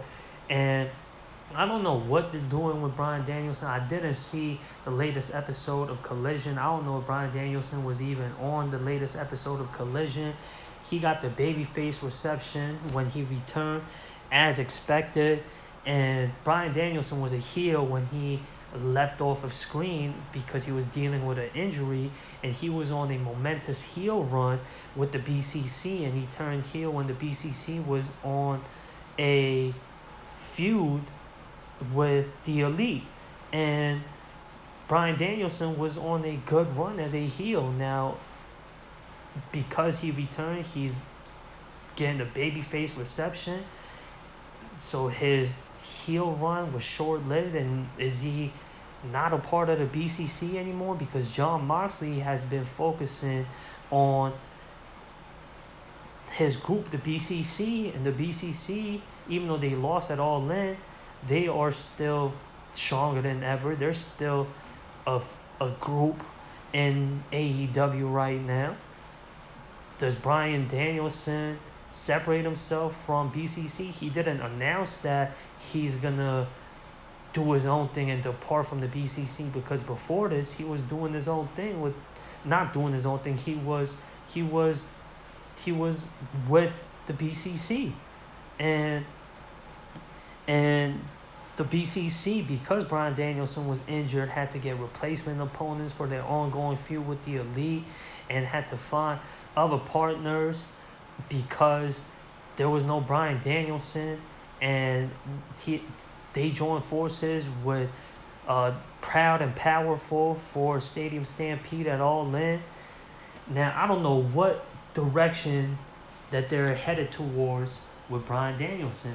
And Ricky Starks is obviously a heel, and Bryan Danielson making his return, aligning himself with the legend who's a babyface like Ricky Steamboat, who's never actually been a heel, or at least I don't have the memory of Ricky Steamboat being a heel. And he accompanied Bryan Danielson to this match versus Ricky Starks. And this was a brutal match, as it should have been, as it's gimmick to be.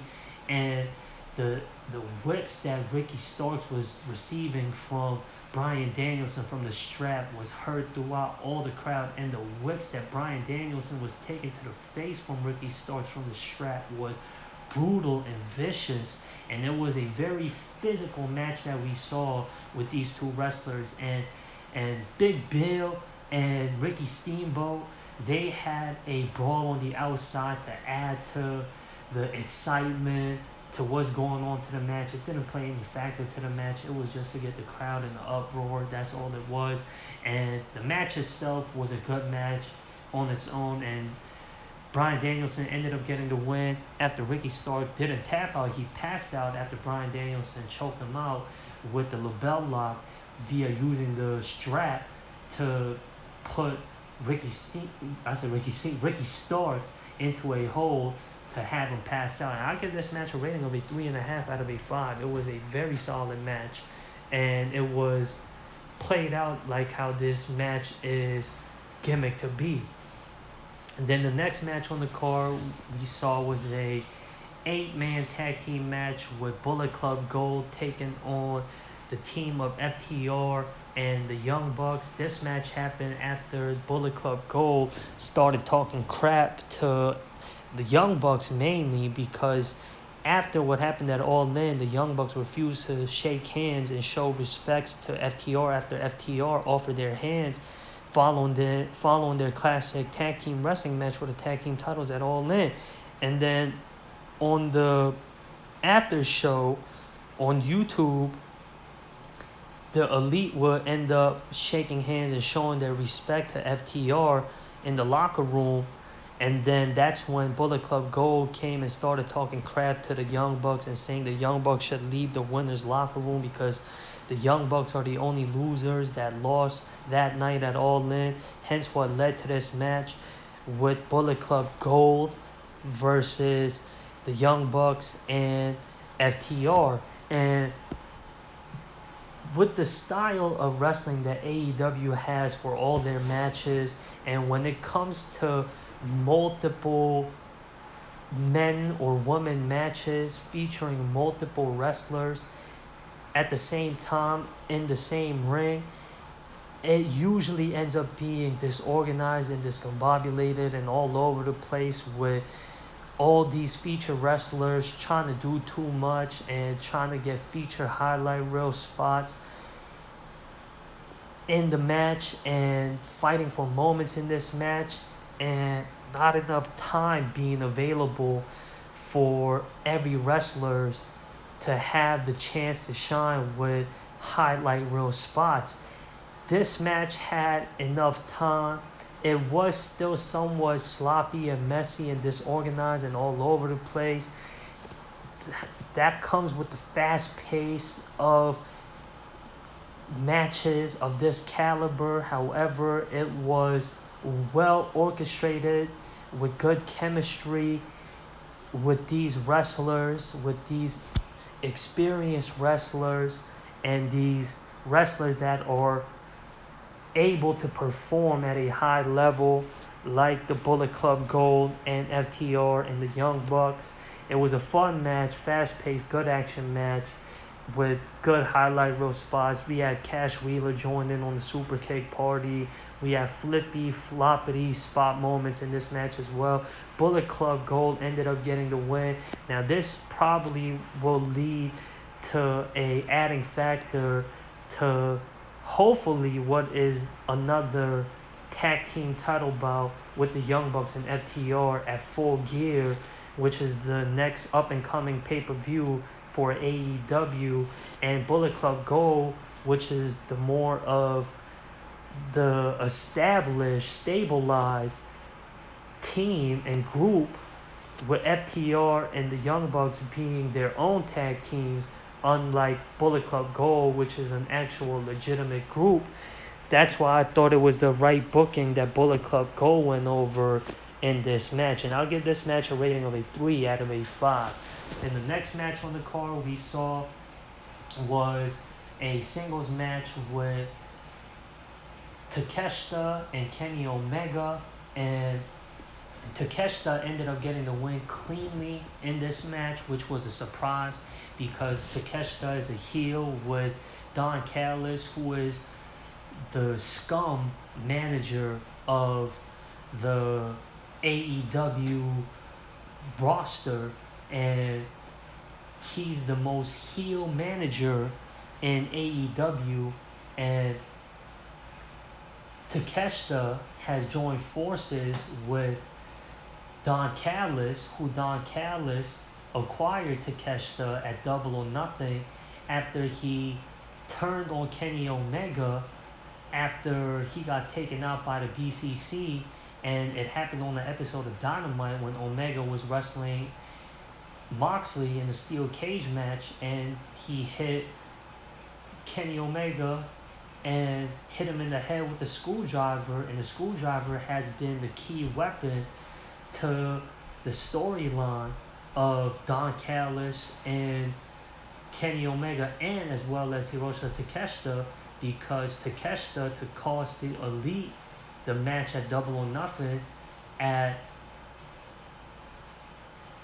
the Stadium Stampede match at Double or Nothing versus BCC, he stabbed Kenny Omega in the head with the screwdriver to cost the Elite the match versus BCC at Double or Nothing.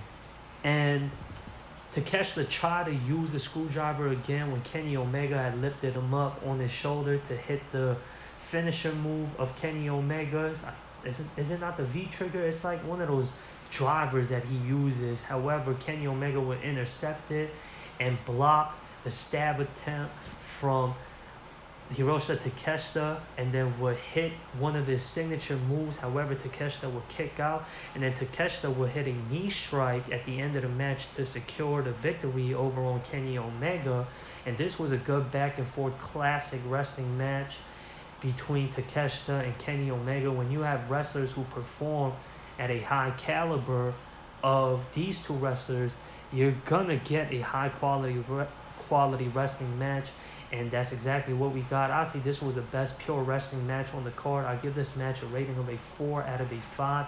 It was a lengthy, worthwhile wrestling match we saw produced out of these two wrestlers, and this further pushes Takeshita and cements him as a up-and-coming next top talent in AEW. His in-ring ability has always been good, and that's what got him as a top potential prospect in AEW. All he needed was a mouthpiece, and now he got that in Don Callis, and now his limit has become limitless, and I'm looking forward to what program Takeshita will get into next. And I wonder where Kenny Omega is going to go from here. As I said, Takeshita getting a clean win as a heel over on a major top wrestler who helped found AEW.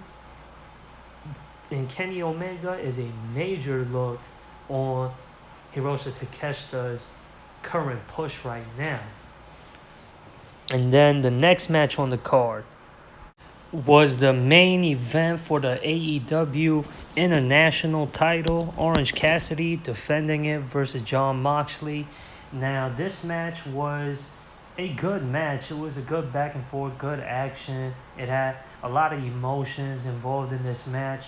And Jon Moxley ended up getting the win in a brutal fashion, which made Orange Cassidy go over more as a fighting underdog, and it sells him more as a likable babyface and that never give up attitude. And he's been built as this fighting champion who's defended the AEW international title more than any other prior international champions, and that made him, I would say, the most legit AEW international champion. And he's been getting this push that's been, I would say, the biggest push of his career thus far. He's been with AEW since day one, and his character is unique, and his character is different from everybody else's in all of pro wrestling. He's got like this non-caring attitude, this cool steez about him, and that's what makes him him. And unlike what we're known to have, Orange Cassidy has built himself to be known as, he showed emotion and care in this match versus Jon Moxley.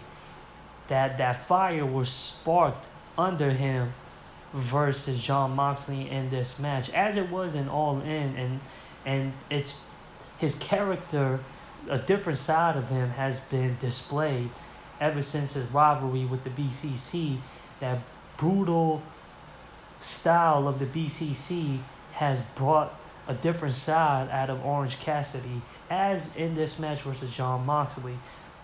He kept kicking out after finishers from Jon Moxley. Jon Moxley was frustrated, kept looking at himself like, what must he do to put this guy away to win the title? And then to end the match in a classic babyface fashion, after Jon Moxley had multiple paradigm shifts, after Orange Cassidy kicked out and got back up on his feet, before Jon Moxley charged at him, he would flip the bird at Jon Moxley. That never die, never give up attitude of Orange Cassidy, which he's never shown before because he's always cool, calm, and collected. And then Jon Moxley would run at him and then hit a final paradigm shift to get the win, to become the new AEW International Champion. As I said, it wasn't a gimmick match, yet it was brutal like one. It was hard-hitting. Orange Cassidy was bloodied in this match, as was Jon Moxley. And this took a lot out of Jon Moxley, as it did versus Orange Cassidy as well, even though Jon Moxley had won this match. And I'm looking forward to seeing what Jon Moxley can do as the AEW International Champion. It only makes sense for AEW to keep adding prestige and value to the AEW International title after what Orange Cassidy did as the AEW International Champion. And it looks like that's the direction that AEW is headed towards with the AEW International title. We're giving it to Jon Moxley as a new champion because Jon Moxley has been a household name for not only AEW International title, because he, for the first time ever, has won a different AEW title apart from the AEW World title, which is the only title that he's won thus far in his AEW career. And he's been a part of AEW since day one of AEW, ever since it became an episodic weekly show. And Jon Moxley has been competing on the main event scene of AEW ever since he signed with AEW. And they made him out to be this unbeatable guy, this monstrous guy that nobody can beat until this year, which is what a lot of fans has been requesting from AEW. And they've been saying they've been overbooking Jon Moxley, and I think they've done a good job at living up to what the fans has been asking of AEW, and to have Jon Moxley be like everybody else.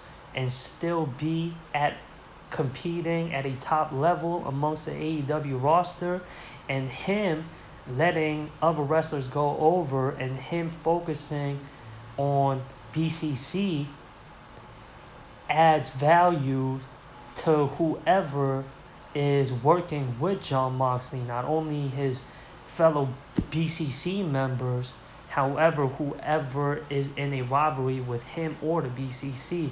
For example, Orange Cassidy, Hangman Adam Page. I ain't gotta mention the Young Bucks and Kenny Omega because they have already established themselves. The Young Bucks, they're in a whole different league. They are a tag team. Kenny Omega, he is a founding member of AEW, and he's already one of the household names to AEW, and Kenny Omega being a top talent when it comes to not only AEW, I would say in all of pro wrestling. He doesn't have to get into a rivalry with guys like that for them to go over. However, as I said, guys like Adam Page and Orange Cassidy, Trent Beretta, Penta, Ray Phoenix, Eddie Kingston, guys like that, and Wheeler Yuta and Claudio Castagnoli, that's a good look for guys like that, for them to come up off of working with Jon Moxley. And I'll get that match with Moxley and Cassidy a match rating of a 4 out of a 5. It was a solid match that we saw for the main event of All Out. And the overall show rating for All Out, I will give All Out a rating of a 6.5 out of a 10. As I said, they didn't have a lot of storylines built to the pay-per-view event. However, the match qualities that was featured on each match on the card for All Out this year was solid. There was few matches, however, apart from the mediocre matches, there were some solid good matches as well that was of a high quality. And AEW is known to put on good wrestling matches because they have that independent circus style of wrestling and that non-WWE style of wrestling, which is so played out and it's stale and overplayed nowadays. And that's why I say I don't like using that word, that gimmick of, oh, it's not like a WWE style match, because if you watch WWE, they produce those kind of styles of matches as well. It's not produced as often as the Indies or New Japan or AEW, which makes those matches, when it happens in WWE, more appreciative.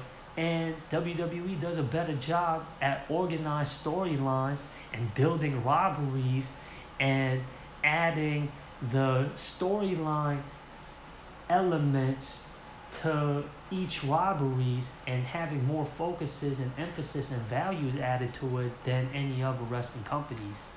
Anyways, the next and last subject I will talk about on this episode of Talk Wrestling, as I said, All Out was hosted in Chicago this year, and it would have been more of a successful turnout of an event if they had CM Punk featured at All Out, which was in Chicago, which is where CM Punk is from. However, after what happened at All In, CM Punk has been released from his contract with AEW, and he's no longer a part of the AEW roster yet again. If y'all don't remember last year, I think it was at Full Gear, after he won the world title versus Jon Moxley at the main event. Was it? No, it was All Out of last year, actually. It wasn't at Full Gear. It was at All Out in Chicago, I think it happened, when he beat Jon Moxley to become world champion after he came back from an injury.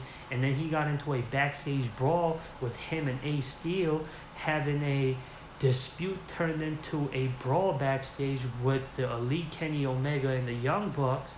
And his backstage antics and his post-show press conference antics and his treatment of the media and other employees was undergone investigation, and come to find out that AEW had to come to disciplinary actions towards CM Punk, Ace Steel, and the Elite, who was all involved in that dispute and that unprofessional behavior that they displayed at the backstage after what happened at All Out. Ace Steel, who was a producer, a backstage employee to AEW, had got fired.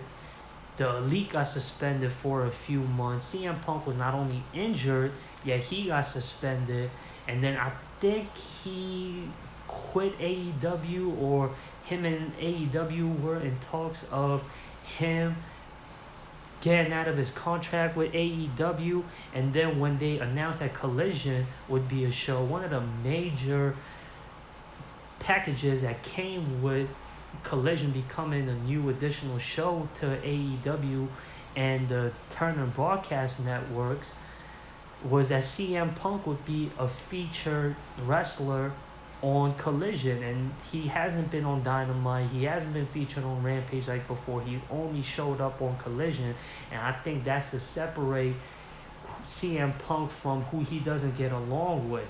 However, that being the Elite and whoever else he had problems with outside of the show and was being shown on camera, at All In, he had to be there with Kenny Omega and the Young Bucks because all those wrestlers was featured at All In this year. This time, what led to the firing of CM Punk wasn't from a dispute or a unprofessional act and a physical altercation with any members of the Elite. In fact, this time it was a dispute and a unprofessional act of a brawl with Jungle Boy Jack Perry.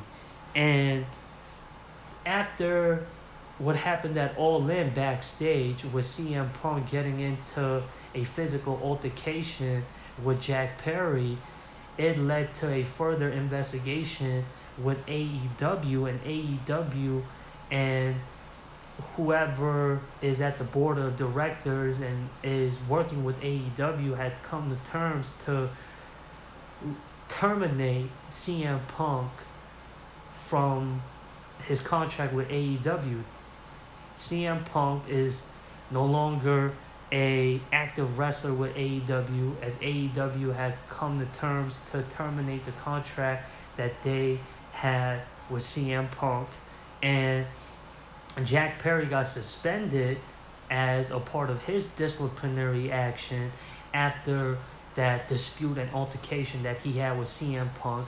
According to multiple sources, from what I've heard, CM Punk not only acted rudely during that dispute with Jack Perry and during that brawl with Jack Perry, he lunged himself at Tony Khan and other employees of AEW when they was trying to calm the situation. And those guys are not even at the opposing side or at any side. Those guys are neutral. They're just trying to add some cordialness with what was going on with Punk and Perry. And with those two guys acting non-adult like, acting like non-grown-ups, instead of going on about their way, they want to bicker, and then because they can't act like grown-ups, they want to be like beasts and animals and act out of carnality at a professional setting. Obviously, it's going to come with disciplinary actions for such erratic behavior. At the level and age that they're at, they should have control over themselves and their impulses and their composures and their behavior and their and how they conduct themselves and how they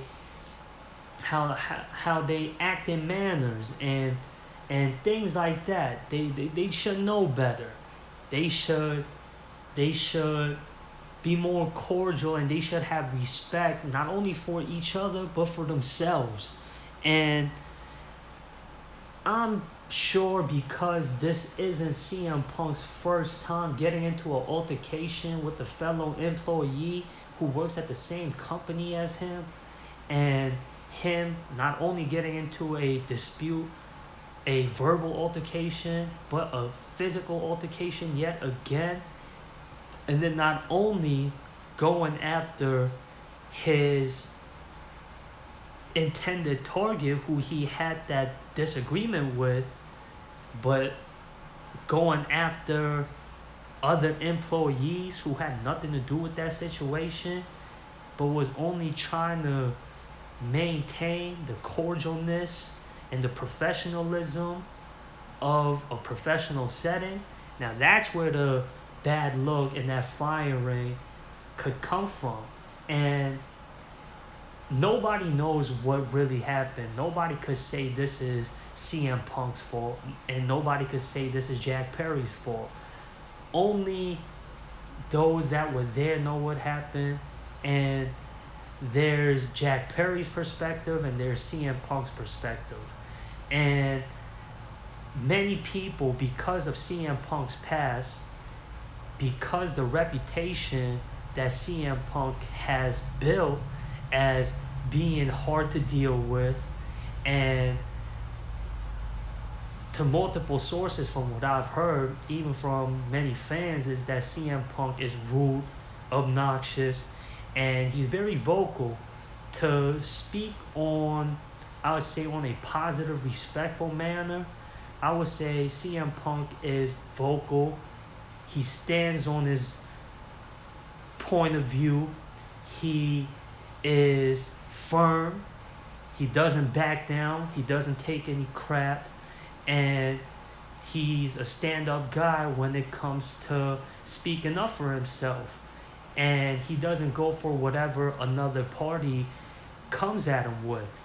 And that can be looked at as hard to deal with from many people. And many people can also say that those people who find it hard to deal with a personality like that is weak and is somewhat forcing for those people to try and install and steer CM Punk away from his own stances and his own perspective, with influencing and trying to persuade Punk out of his own stance and his perspective and where he's coming from.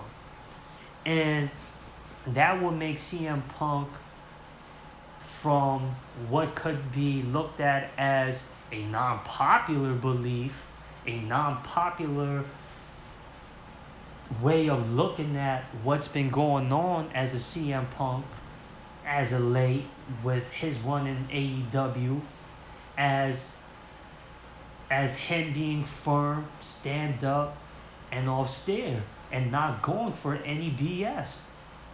And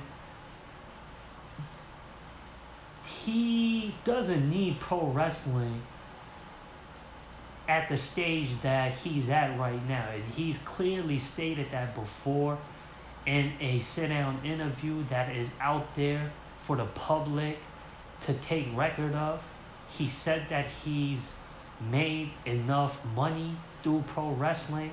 He had other ventures after he walked away from WWE unprofessionally because he wasn't happy with the treatment that he was getting from the WWE, and he didn't like the direction that the bookings were booking CM Punk to be, and that's why he packed his bag and he left the WWE and he walked away unannounced without having to explain himself, and being a man of his own and standing up on his 2 feet and standing on his own 10. And he didn't show up to the WWE after that day.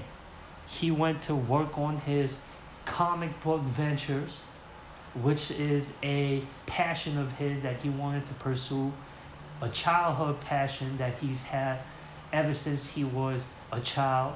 And then he went on to take on MMA, and it didn't go as successful as his pro wrestling career because that's what he made a name off of, and that was his main passion. And CM Punk would go on to try MMA, just like how he gave his try at comic book as well. And I gotta give him his respect and his props and his credit for even stepping in there to compete in MMA, because that, like pro wrestling or any other goals that an individual wants to pursue, is quite challenging. And CM Punk's a go-getter, and I respect that. And that's why him having other passions and other line of work and other ventures, and him accomplishing what he's accomplished, and him being one of the most well-established wrestlers in the modern era, he doesn't need pro wrestling. And he's let that be known clear. And he only came back because of what he saw AEW be able to produce, and that sparked an interest in pro wrestling. That sparked a passion in him for pro wrestling again. That's what made him want to come back. It was because he wanted to come back in the ring and not because he needed to. And he's always had this attitude about him, allegedly, and that comes from reputation, from he say, she say. Nobody knows unless they know CM Punk themselves. And CM Punk, just like how he has enemies, and that comes with life in general, especially when it comes to you standing on your own too, and being firm with where you're coming from, and speaking your piece, and not backing down with any opposing ulterior alternatives of another perspective and another narrative and other people's comments and things like that. And just like how he has enemies, he has friends and people that he gets along with very well. And that's why it's no black and white with this. It's a blurred gray area with this situation with CM Punk. Just like with anything else, it's not that plain. It's not that simple when it comes to matters of situations and circumstances like this, because CM Punk is liked by few and hated by few, and there's no in betweens. It's either you like him or don't like him, and he can't work with some people and he can work with some people, and that's just the way it is. And CM Punk, nobody knows what led to the argument with him and the Elite and Jack Perry, and I'm sure because of CM Punk's history with what happened in his last run with AEW, he's never going to re-sign with AEW. I don't see any chances of him coming back and returning to AEW after being released twice from AEW. He just recently came back 2 months ago, and for him to be released of his contract, I don't think he's ever going to work with them again. I saw a funny comment on the internet from a wrestling fan saying the dark side of the ring can make a episode, a series even, out of CM Punk's run with AEW. I thought that was a funny comment. The internet and his creativity, right? And CM Punk, I don't think he needs wrestling. I don't think he wants to wrestle after his run with AEW. I don't know if WWE, after CM Punk, the way he left the WWE, wants to work with CM Punk, and CM Punk being a appearing, whether part-time, I'm sure it's going to be part-time, not full-time, with the stage that he's at right now and the age and shape that he's at right now. Especially as a in-ring competitor, I don't think the WWE would want to sign him, and I don't think he wants to wrestle again after his last run at his comeback as a pro wrestler. And if he wanted to sign with WWE, he probably could have had, because before 2020, in 2019, he signed with AEW in 2021. He made an appearance with WWE as a part of the commentary team on a post talk show to Friday Night SmackDown when SmackDown moved to Fox. And he didn't make a live appearance, a on-air appearance on either SmackDown or Raw or any pay-per-view events, and he never competed in the ring after he walked away from the WWE. And I think, was it 2011, I don't know what year it was. It wasn't 2011. It was, I think, 2014, 2013. I think it was one of those. It was almost a decade ago when CM Punk last appeared in the WWE. It was at the Royal Rumble after he got chokeslammed through the announce table, and he was working through a staph infection in his elbow, and he wasn't happy with the fact that WWE had him working through an injury, and that's why he felt mistreated, and he was booked badly by the WWE. And I'm sure that was his perspective, and that was from many fans' perspective, that he wasn't being utilized correctly at that time by the WWE, and it was understood why CM Punk had left the way he did from the WWE, and the WWE was bitter at that, and CM Punk was bitter for a bit until he had enough time to get over that. I don't know if the WWE and the employees of the WWE got over it. They probably did if they had CM Punk appear as a part of the commentary team. It could have been for a publicity stunt. However, business is business, and CM Punk name draws amongst the wrestling fans, and not only the wrestling fans, the general public. And that's why, if it makes sense, they will probably bring CM Punk back if it makes sense and if it works out mutually for both parties. And as I said, WWE didn't make it knowing that, at least publicly, that they got over with the way how CM Punk left the WWE. And as I said, CM Punk doesn't need any wrestling company at this point in his life to have him cemented as a accomplished, legitimate wrestler with a good legacy. As I said, his backstage personality and his ability to work with others, that comes from those that dealt with him and their own personal stories and their own personal experience with CM Punk. And to be honest, that's nobody's concern, especially from a wrestling fan's point of view. All we can do is just appreciate his performance as a pro wrestler that he puts on out there for the fans to witness. He can talk, he can wrestle, and that's all it is. He's a good wrestler, and he got the it factor and the total package. I don't go for that old school cliche of that physical looks. You gotta have the looks of a Hulk Hogan or a Macho Man. No, I think a guy like Shawn Michaels and guys like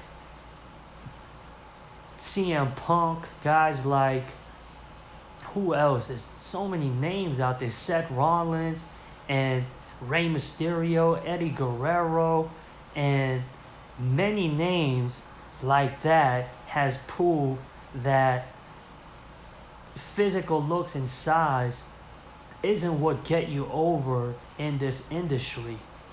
And apart from the physical looks and the shape that CM Punk's in,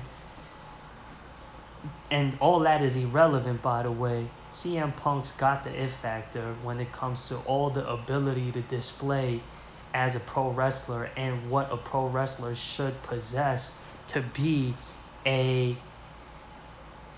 pro wrestler that is considered top notch. And as I said, CM Punk, to keep his health at good shape, and he doesn't have any signs. Well, I will say he does show signs of ring rust.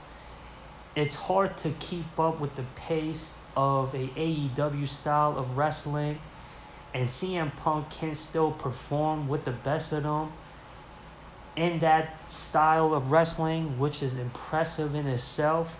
And when he tries to do those highlight reel spots, it kind of carries him away and he botches here and there, and it's risky in itself to perform those moves as often as AEW likes to have their wrestlers wrestling. And that comes with guys like CM Punk and Chris Jericho at the age and stage that those guys are at right now. And if CM Punk's ever going to come back as a wrestler, I would say for the best of him, he should come back as a part-time talent, not a full-time talent.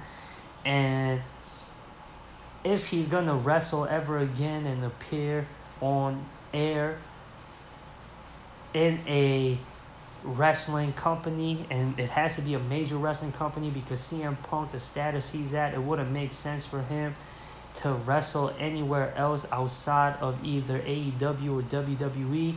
I don't think he's going to want to go overseas, out east to Japan to wrestle in New Japan. And plus, they work closely with AEW. Now, with that being said, that does it for